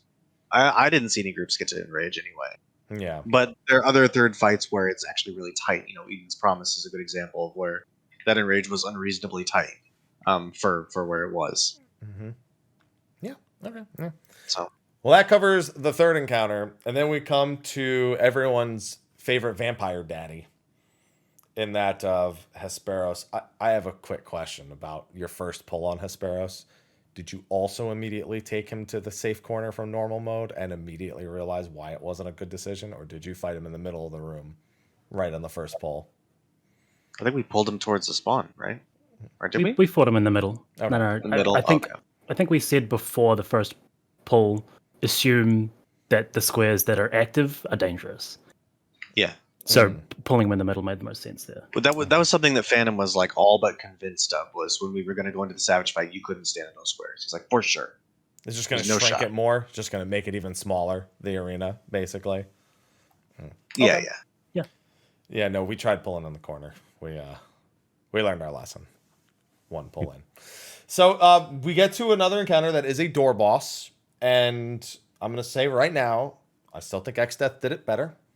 I will stand by that to this day. I think X-Death and Neo X-Death is the best door boss execution they have ever done, and that remains true for me here.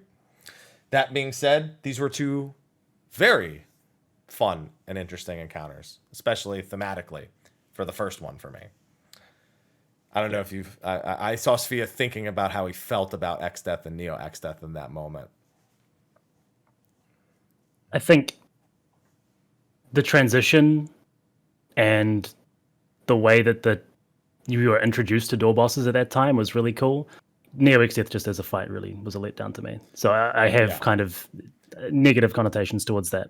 But I think it's the format, really. It's the 4-minute door boss by the 12-minute real boss versus the 7.5-minute door boss to the 8.5-minute final boss. So you can kind of see there that they're leaning more towards Final Omega and Gaia type of... My internet's been dog shit as of late, but that was a very special type of dog shit, because that actually straight up it like forced my OBS, like my recording, to end. Like, it was telling me I was out of space on my hard drive when I wasn't, and now I can record again, and it's perfect. I'm just not going to record again. We'll be back on the screen to continue our discussion momentarily. We were just moving into the fourth encounter, so we can start with a little bit of that first. Looks like my connection is back to being stable, however. So I guess that's the trade-off. I swear to God, if I check this call I just got, and if it's from... And I'm gonna lose my mind. All right. Anyway, sorry about that. My internet has been a real struggle, and I'm at my wit's end. So you can imagine how I feel about all this. So thank you to our guests for being patient, and thank you to you for being patient. Ugh. So with that, when I disconnected, we were talking about P4S, and all we had talked about was pulling the boss to the middle. That's where we left off. We didn't get much past that point. And we were talking about door bosses. X-Death, I said, is the best. Sfia said that he likes this format, and the second boss just has to be very puzzle based. And then Kio said something, but I was freaking out, so I didn't hear it. That's where I was. Yeah, more or less. Just I agree with the appreciating the longer format and it being, sort of a puzzle based second boss, just like it is. I like that format. I like the Eden's Promise format.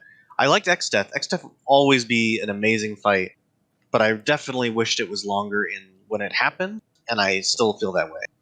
So The final X-Death being longer?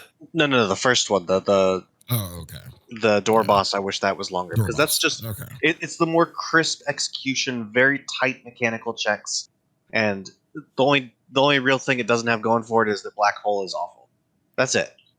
Well, Stormblood also has the first 50%, same as the last 50% problem a lot of the time. So that's actually true for both X-Death and Neo X-Death, because he does 100% repeat. The only difference is the second black hole is a different layout than the first one. So. I also, I'm going to voice with my fellow healers that we do not like White Hole, that was introduced as a mechanic. It was not fun. So that is also not going for it. But it's still a really good fight. What do you hate more, Kio? White Hole or 1 HP mechanics at the start of a fight?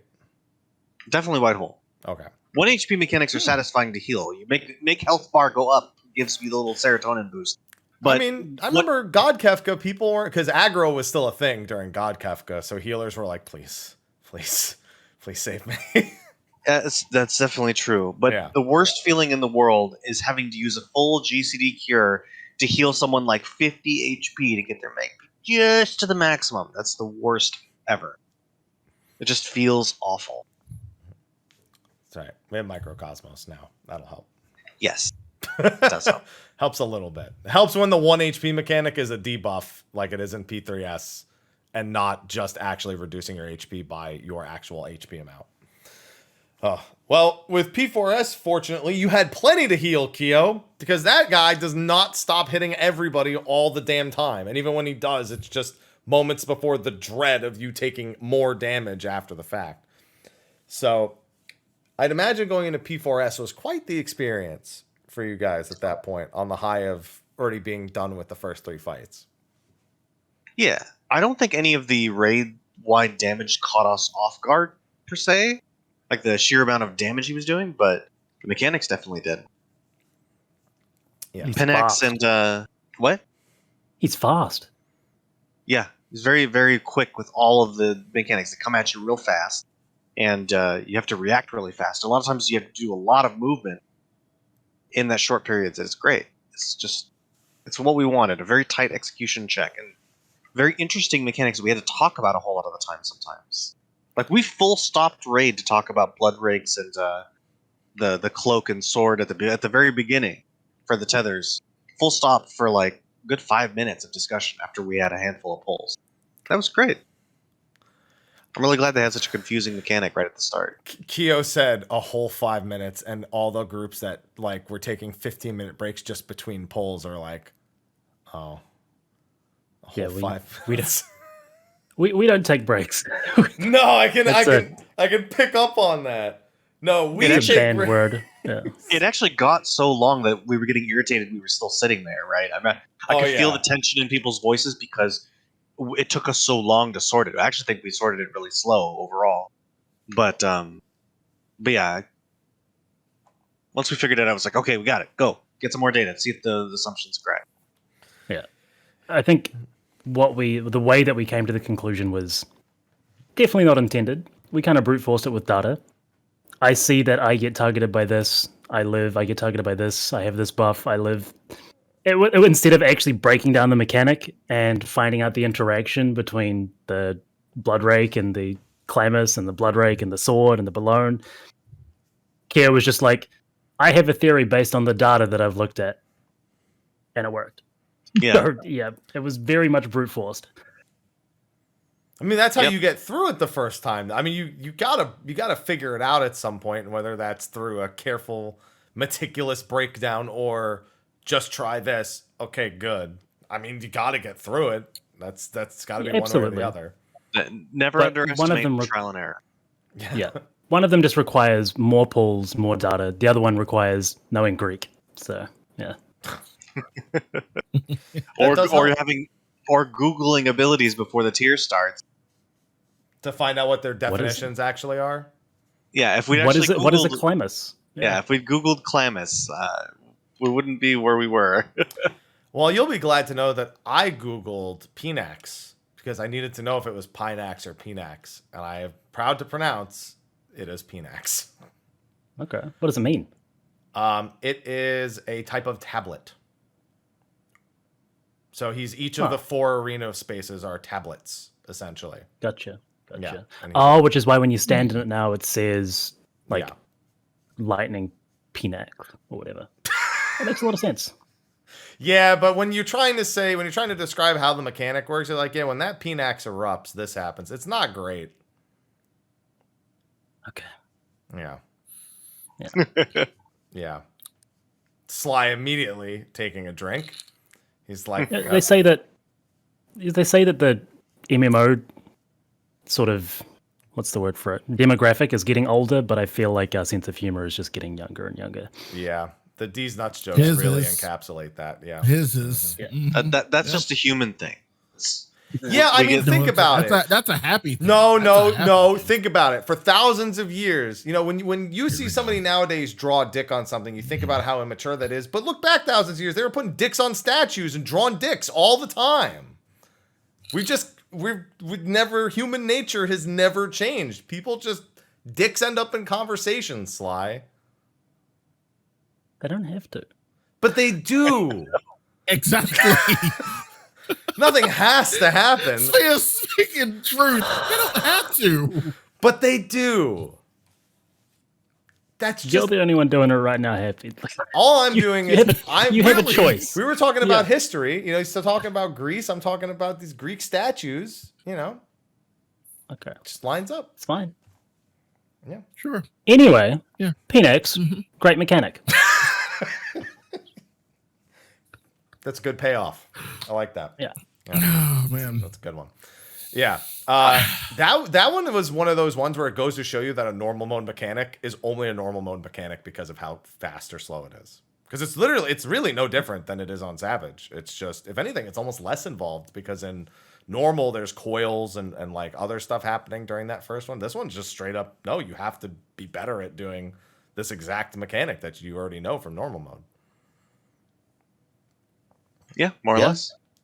And except for the fire one where you just kind of die the first pull. You're like, oh, this is the stack. Oh, we're all dead because it's actually 2 stacks. Yeah, it's 2 stacks. Yeah, and it goes back to being a tank healer stack after you just spent a whole fight doing a tank and healer stack. Yeah.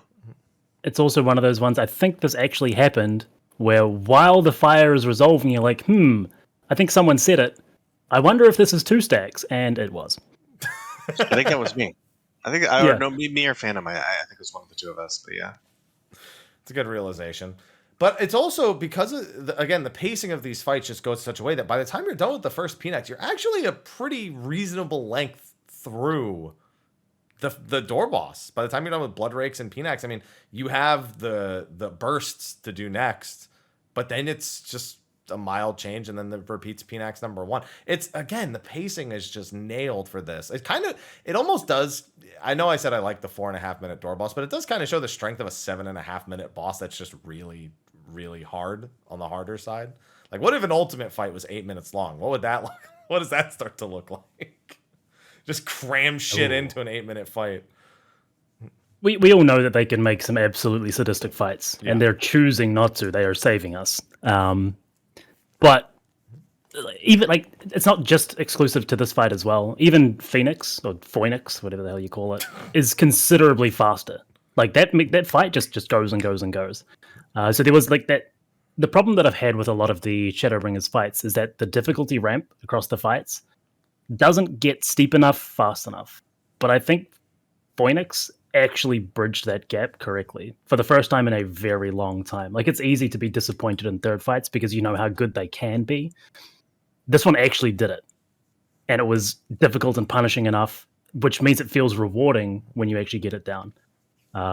That's probably my favorite thing about this tier, is how they actually got the difficulty curve right.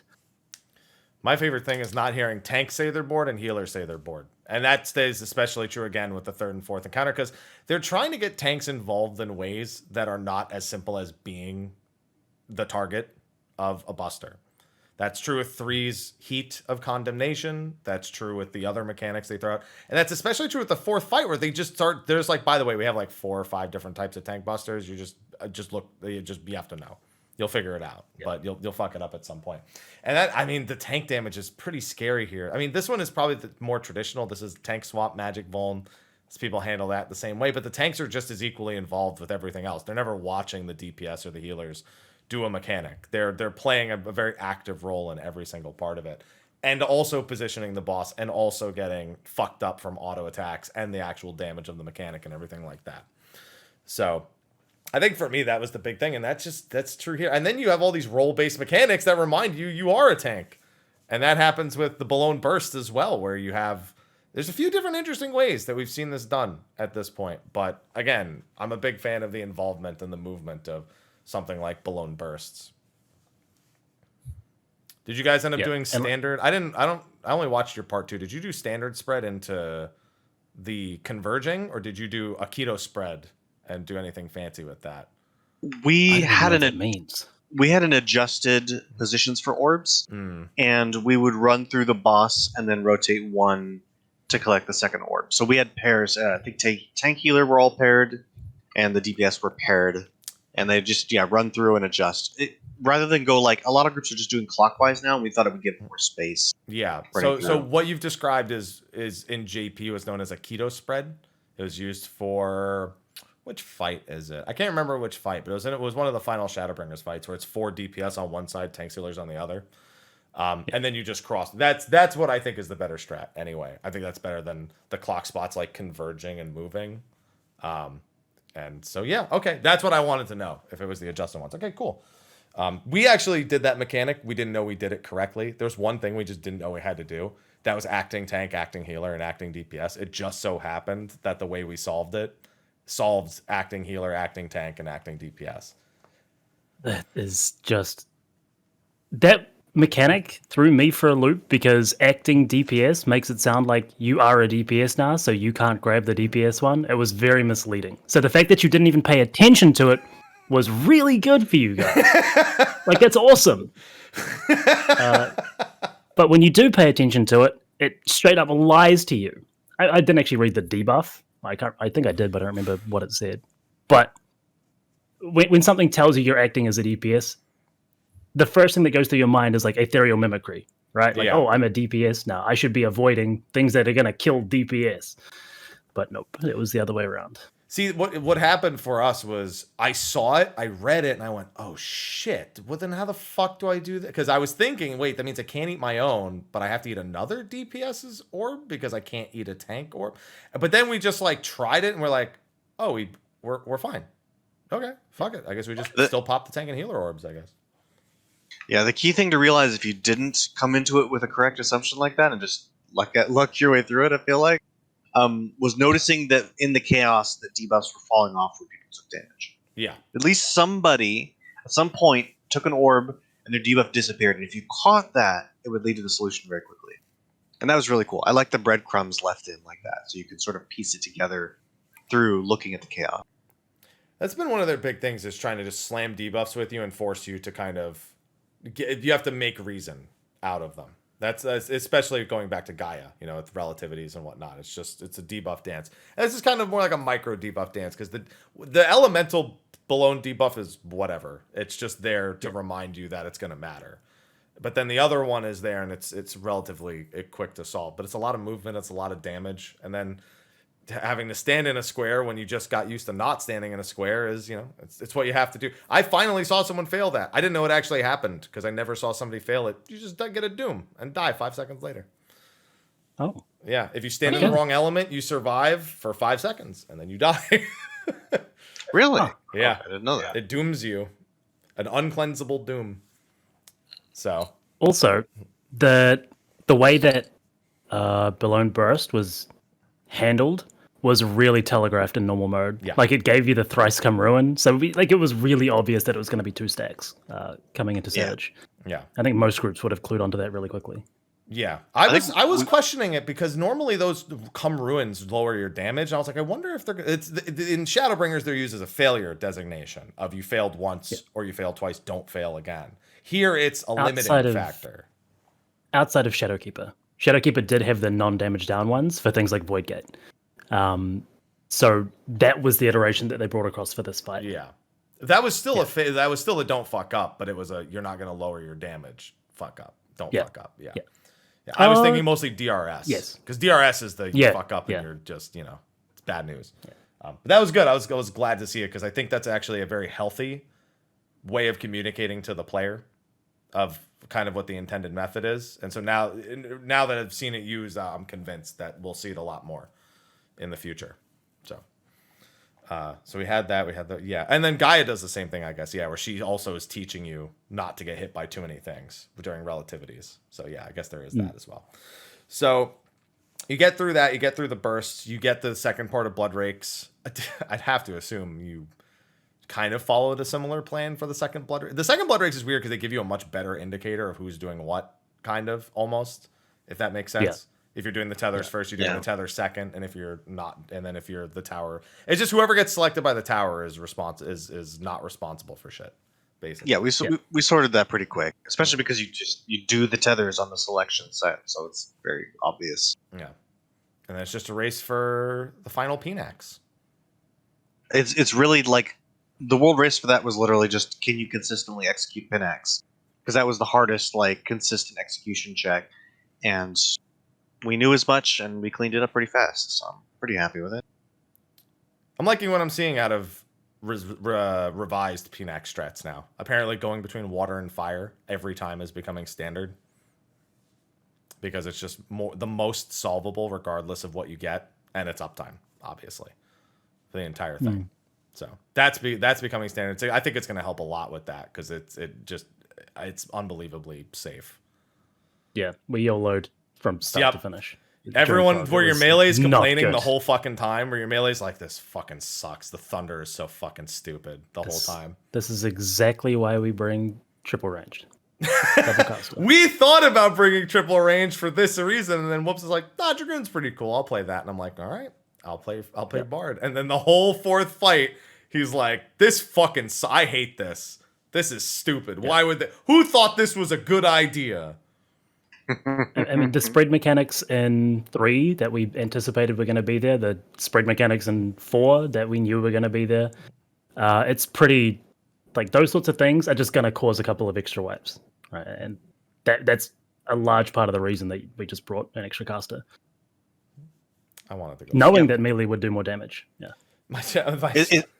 It's always a question of just balancing, is it worth it to lose that damage to gain this? And that answer is not easy always, but this time it was.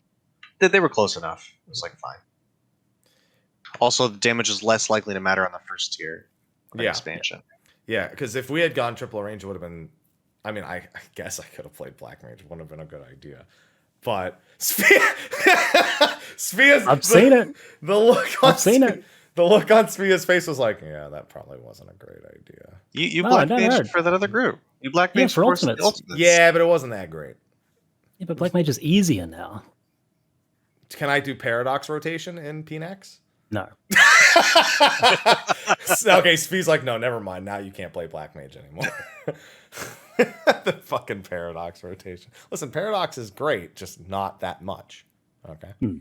Absolutely. But there was a high chance I would have been on Summoner. And without knowing the buffs, we couldn't 100% commit to me being on Summoner.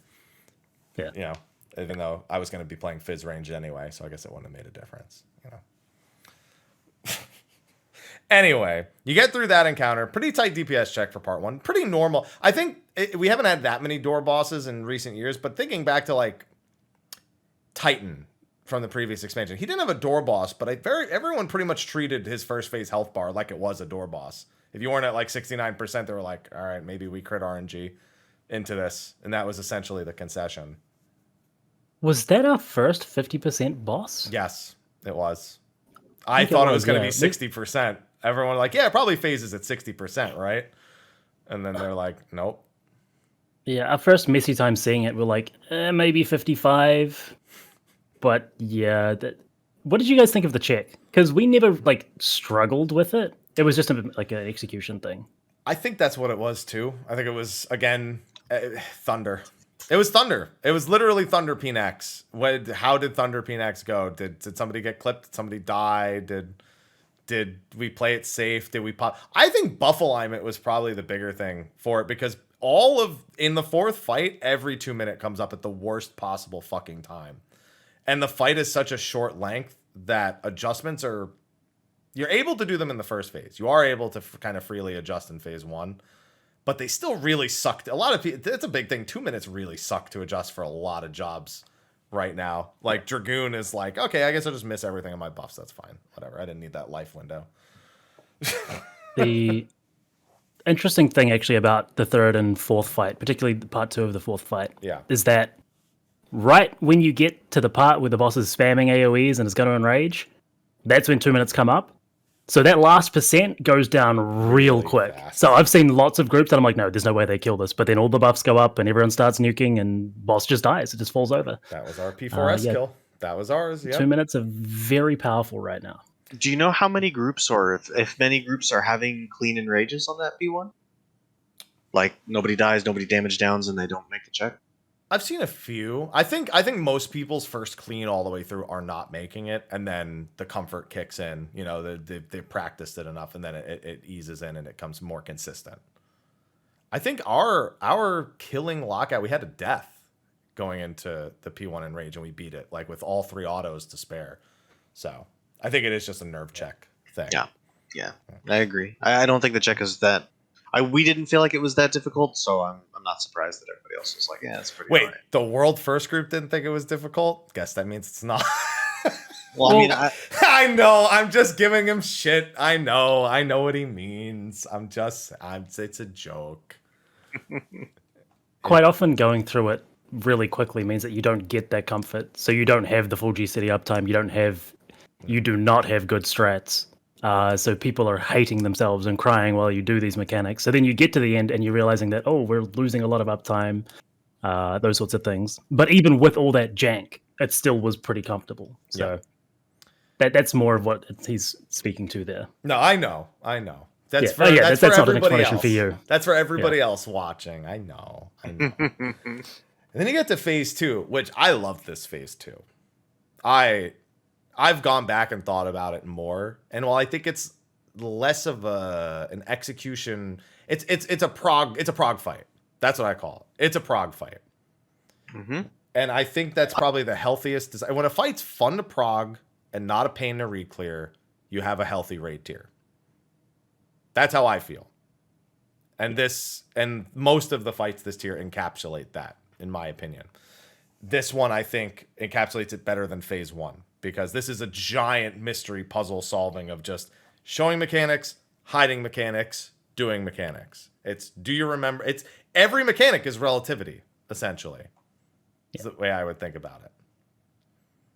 And I think that's part of what I was talking about when I talked about how this fight, P4 as a whole, was very reminiscent of E12S. Like when you've got the promise, the execution phase into the problem-solving puzzle-based fight, which isn't super execution-heavy, of Gaia. I really like that design concept. They could potentially, because it's a first tier, obviously they made things a little easier, execution-wise and numbers-wise, than they will do in the future. But just as a design sort of style, I'm a big fan. And also, I've said it a million times, but the theme of this fight was so fucking cool. So cool. You're doing the play yourselves. Yeah, it's sick. Yeah, it's amazing. Yeah. Sorry, Kio. I just want to say, I'm a huge fan of gauntlet mechanics that don't over-explain themselves. I don't like long tooltips. Cryptic tooltips are fine, but the fact that you just learn by feeling your way through them and seeing things execute and looking at the footage, I don't know, it's beautiful. I'm just big fan of Phase 2 in general. It's a masterpiece. That's how except for tether snapping. That's the only thing I could just... Tether snapping, always janky. Doesn't have to be, but it definitely is. Yeah, that's the big thing about this is if you looked at any of the acts play out without any player on the map, you literally see exactly what to do from start to finish. And then you just have to translate it into execution. And it makes for again, it creates those milestones that we like to reference so much in good fight design. I will say that the balancing of which ones are easier and which ones are harder is a little wonky. 1 should be simple. I mean, it's the first act. Then 2 happens, and it doesn't. I wouldn't say it's like that. I think people overcomplicate thinking about it a little bit too much because there's 4 tethers, there's 4 towers. These 2 are exploding. They're not really perfectly center, so the space isn't the same. But it does boil down to there's just 3 quick movements and then it's over. It's just about putting people where they belong. I think the reason that Act 2 was the hardest was because of the basic relativity problem, which is you're learning how everything functions in that phase. You're not just learning how to do the mechanics that you already know. You're figuring out what this tether does when it breaks, what happens when you don't break this tether. You're figuring out all the rules that are going to apply to the rest of the fight as you go forward. Yeah. So that's why it is, distinctly harder than the other ones, because that learning process is just slowed down by the amount that you need to figure out. Like in basic relativity, Yeah. you didn't know what the beams did, you didn't know what the fires did when you first get there, and those things are all done again throughout the fight, which speeds up the process of intermediate and advanced. And so, yeah, same thing here in Act 2, and all of those things are then reused in Act 3, 4, 5, well, not 5, but finale. Yeah, 5 is finale is a. I mean, it reuses one of them. That's 2 of them, I suppose. Yeah. Act 3, kind of a break between Acts 2 and 4. 4, I thought was going to be a joke, and then I started doing it. I'm like, this isn't that bad, but man, does it just not come together sometimes? I don't know how to describe it. It's I don't know. It just feels like Act 4 doesn't always come together. I think it's because I'm always thinking about the 2-minute window there that is now is being a fucking pain in the ass because it comes up as you're trying to do the first half of the mechanics. I remember seeing Echo was trying to do it in reverse. I remember they were when they first got there, when they were trying to figure it out, they were trying to do all of the breaks with the room wides first, and then they were trying to do the towers at the end, which was interesting. It kept everyone together for buffs at the very least as soon as they went out. So we made the mistake of thinking that the water breaks were group soaks. No. Because every single water mechanic that ever exists in the game, we're like, oh yeah, that'll be a group soak. It happens so often.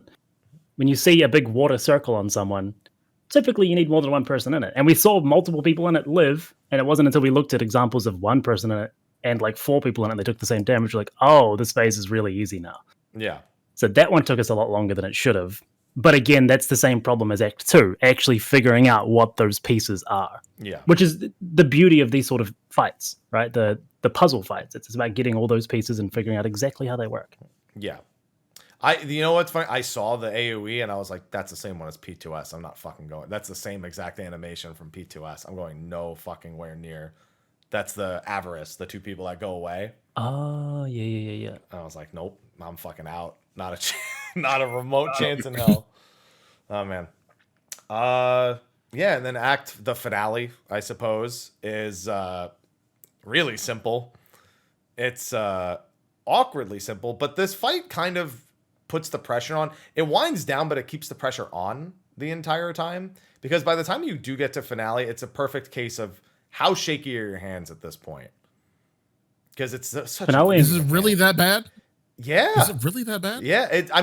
When your first clear, people always forget your first clear has a bonus mechanic of the shakies. Everyone's first clear has that bonus mechanic, and it plays more of a role than anyone's willing to admit.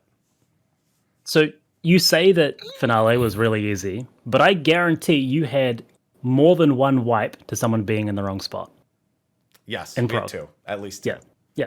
Yeah. Every group does it. Counting to 8 is real difficult, apparently. But it happened in our group. It's happened in every group I've seen. It's just, it happens.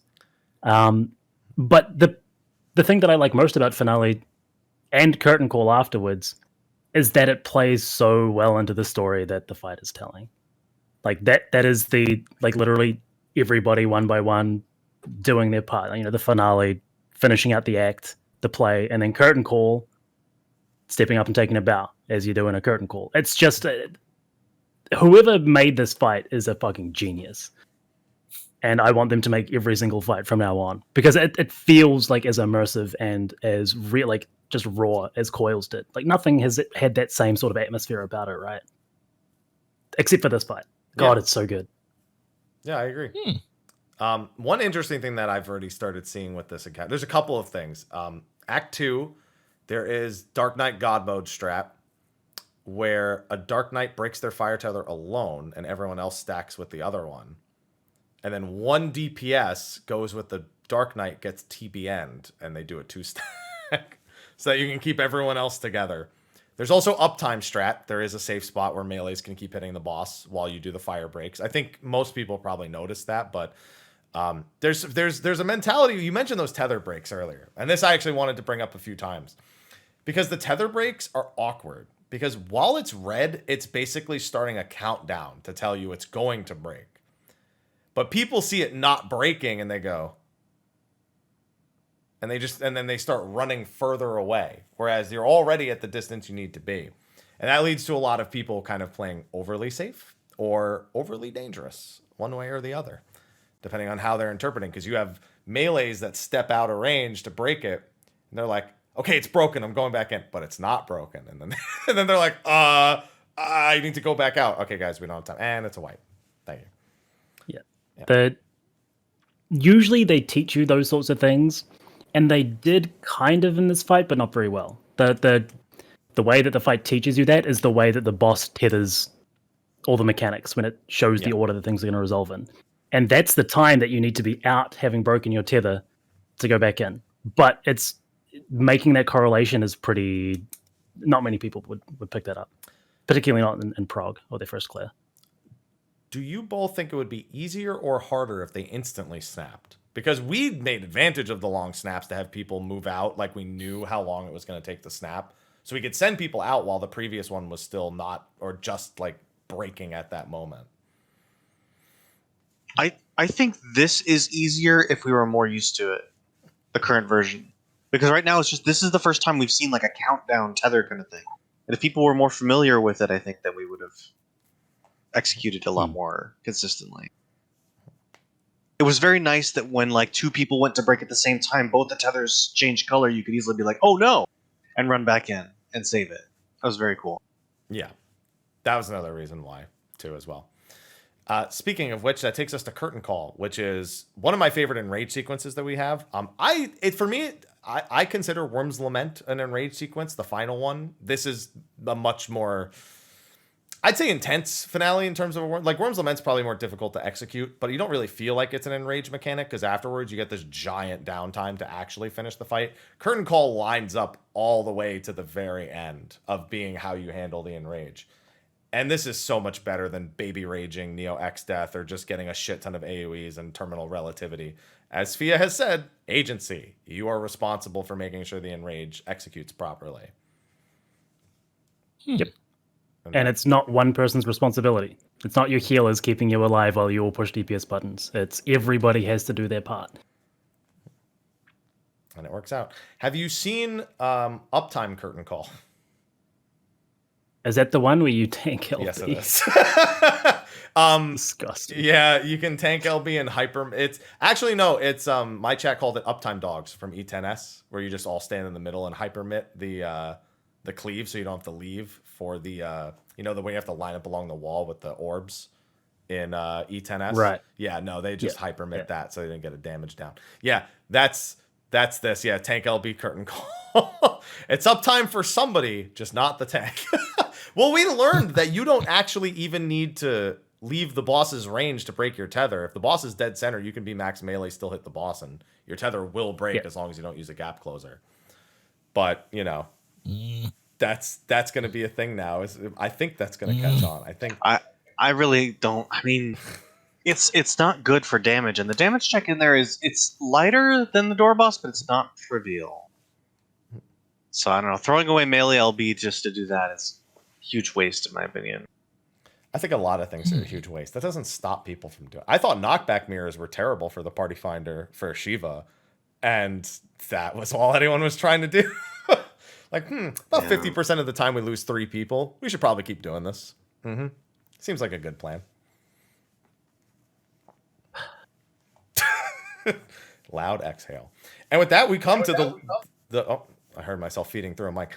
With that, we come to the quite literal curtain call of the raid tier.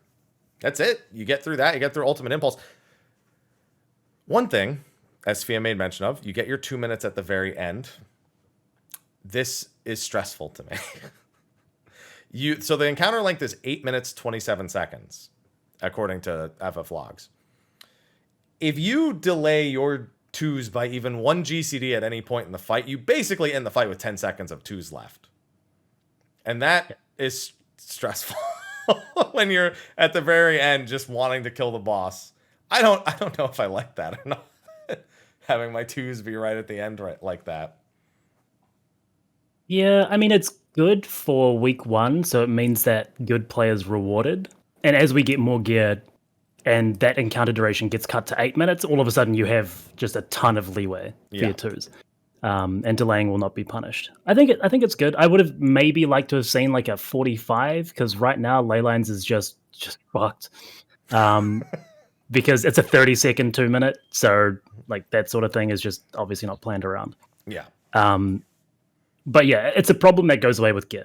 So this is a thing that people have to worry about for a couple of weeks, and even then, if they're killing it in those couple of weeks, it's fine, right? The check isn't so punishing that losing a couple of seconds at the end on your 2s is going to make or break the run.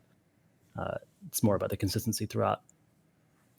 Maybe you'll get ley lines down to 1 minute at some point. How about they just make ley lines 20 seconds, but they increase the speed?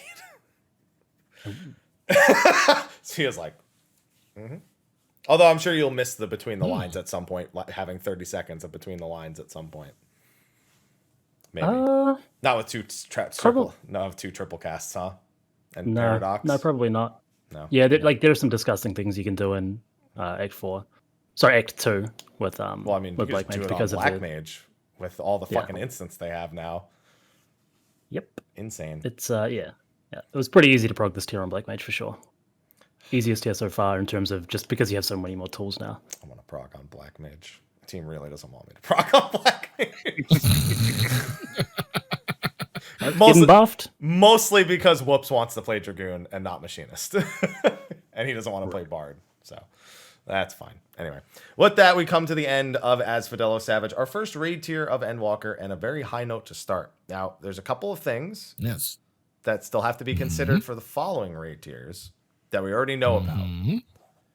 First and foremost is Dragon Song War, is, as far as we know, still slated for 6.11, which would be about the middle of April. Yeah, because 17 week. Well, so it's 17 weeks between patches. Normally, we can't say that that's a guarantee at this point.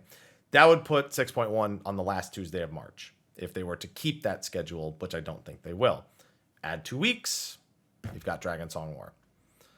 So we're looking somewhere in that range. And I'd imagine that's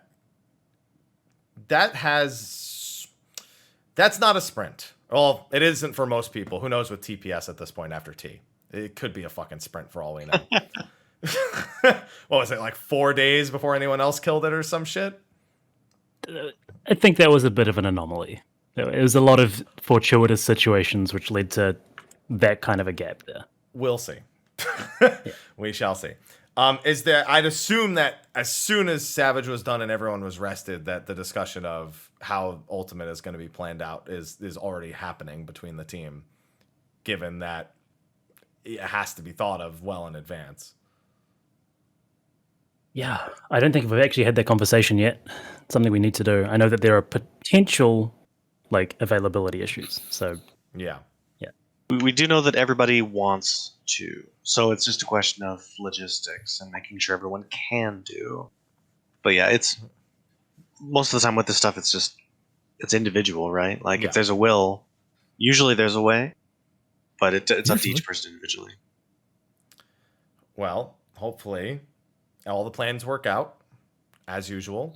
I'll be wishing you the best in regards to your performance there, and I'm sure this will be talked about a lot more leading up to that, we'll be getting our next live letter end of February. So we'll have some idea of things to come. But then there's also one thing that you planned around this time that we hopefully don't have to deal with by the time that comes around, and that of the official information regarding server expansions, data center expansions, what their plans are for that. Now, Japan probably has it the hardest. NA's dealt with this, EU has dealt with this, but they will be having their data centers split in July. That'll be most likely around or before, right before, in fact, if predictions hold true, the next Savage tier. That would be most likely early August for that next Savage tier. So that's going to be rough. Sfia, there's also, of course, I know you're not going to stop playing on NA. I think that's pretty fucking obvious. But your Oceania data center comes out in less than 2 weeks, we found out randomly yesterday. All of us, that was out of nowhere. I was expecting it to be 6.1 or later. So this is going to be really cool. Finally get to play the game as intended for the first time. Do you have any plans for the opening of Oceania? Do you have like any sort of specific plans for that?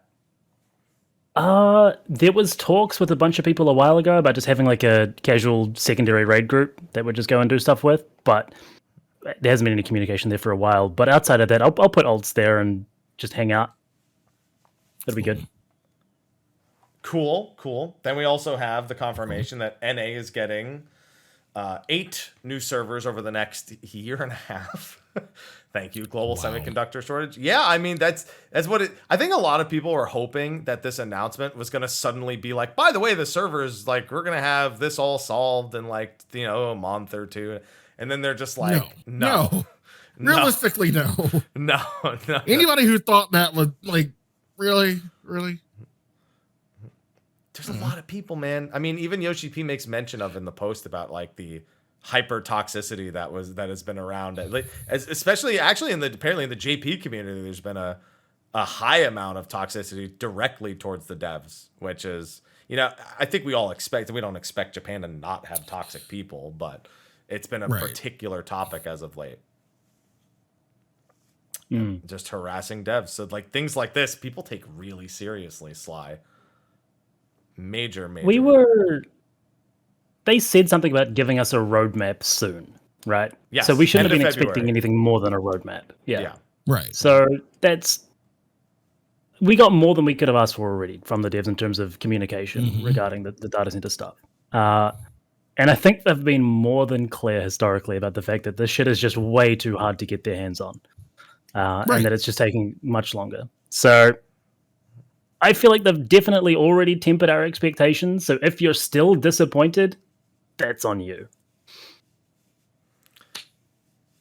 That's like when new season of your favorite show is coming out. You just try to predict the end, and when it's not that, you're like, well, what the fuck?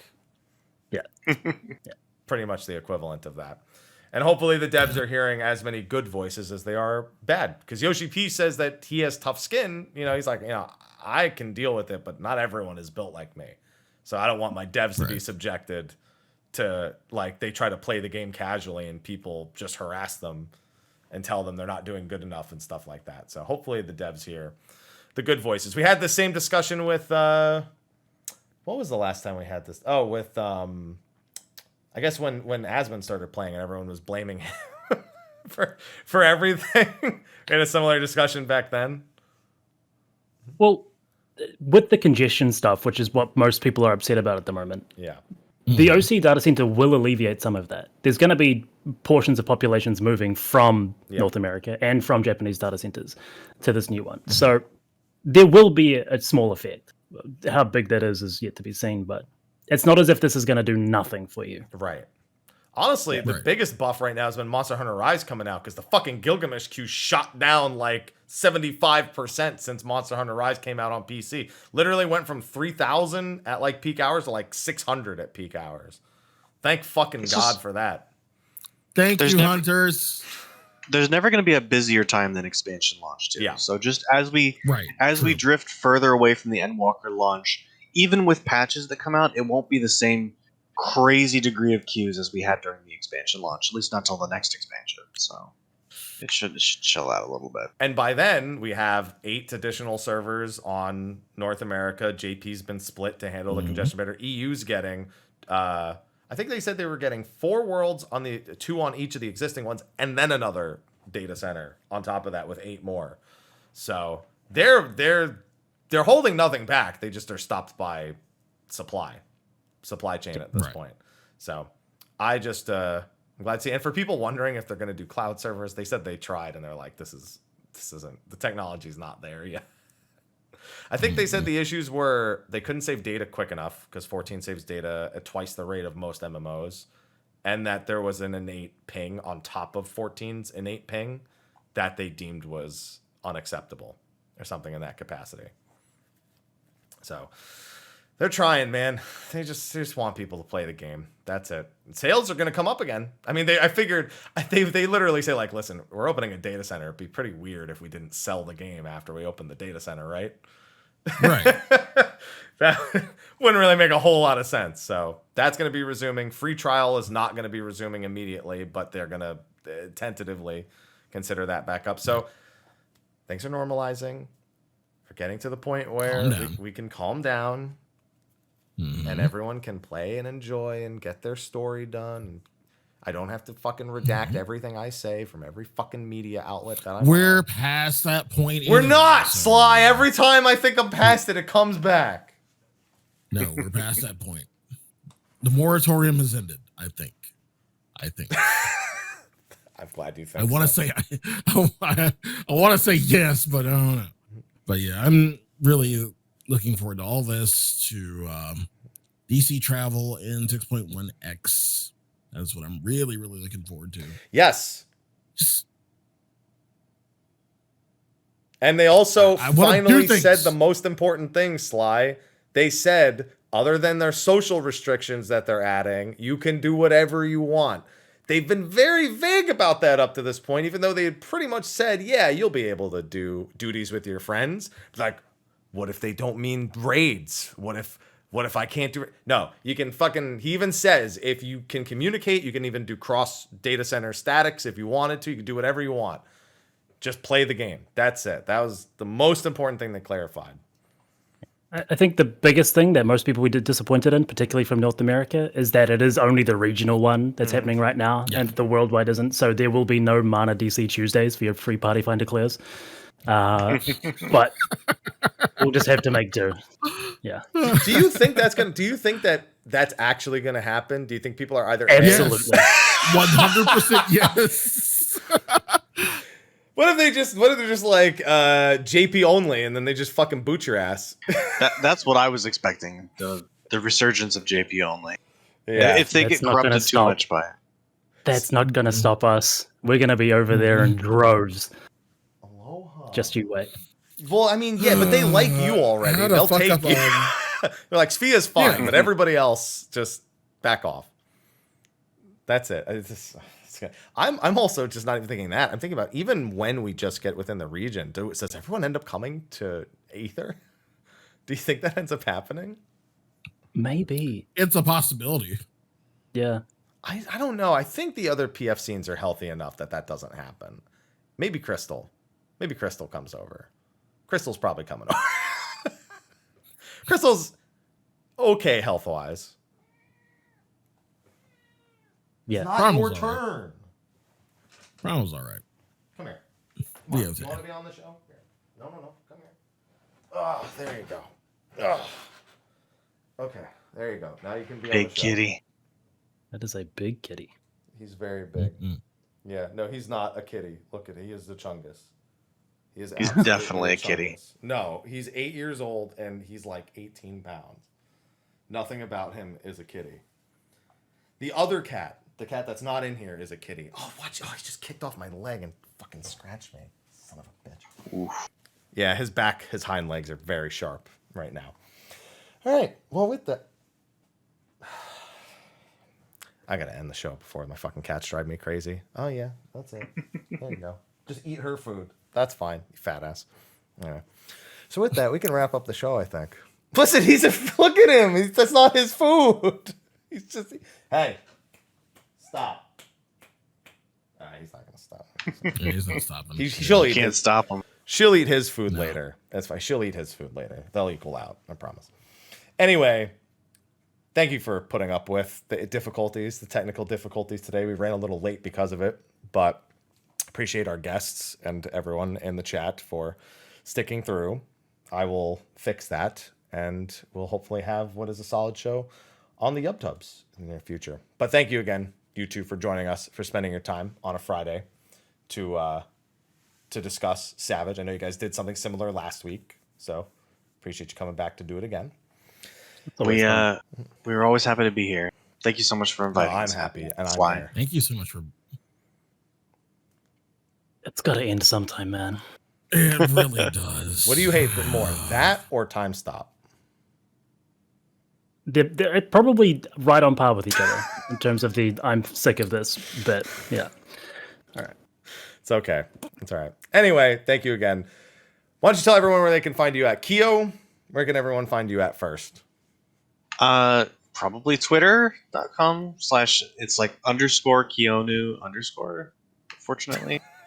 Do you not know? Probably should have that changed. You don't sound so sure about that. No. It is that. I was more like that tone was because it's weird. Like it's not intuitive. I should be like Okay. TPS Kio or something. Anyway, yeah, probably Twitter. I don't tweet very often. Sorry, I'm kind of a shy boy. But I'm also usually hanging out in Sfia's chat when he's streaming. He's Sfia's #1 fan. Big fan. Especially the Witness playthrough. That was great. I actually was a lot caught of some of fun. that. That was good. All right. It's a good game. Yes, but as for me, I stream semi-frequently on twitch.tv/Sfia. My Twitter is twitter.com/ffsphere. Yeah. If you go to just Sfia, it's some Let's find out. science thing. Yeah, it's weird. FF Sfia. Oh, no. Here we go. That's me. That's you. Uh, The official Twitter Other of than that? Sports and Fitness Industry Association, Sfia. oh, That's what it Okay. is. Promoting sports fitness. They have like 3,000 followers. it's also San Francisco International Airport. I didn't Yes. think this name through. But yeah, that's where you can find me most of the time. Otherwise, yeah, that's it. Don't contact me otherwise. Leave me alone, otherwise. Yeah. All right. Thank you again, both of you. Sly, what are you doing? What are you up to? You hunting? I'm wanting. What's the plan? Tell everyone what you up to. You can find me at twitch.tv/Sly, aka Gray Fox. You can find me on Twitter at Sly at the Fox. PC Rise is out. Just catching up, getting situated before summer break comes out during the summer. This month is WSOI's anniversary month, so we're doing a couple things. Free mini mix, free official mix, access to the 24/7 music bot on our Discord is open to anyone. So if you need any WSOI at any time of day, hop on our Discord, go into the 24/7 music bot. It's there. As far as doing lives again, we will be back February 5th. Since queues are not that bad anymore, and it's a lot easier to get to other servers in terms of world travel. So we'll be back on February 5th for the VSOI Live. Other than that, like I said, doing a lot of hunts. We'll be hunting tonight.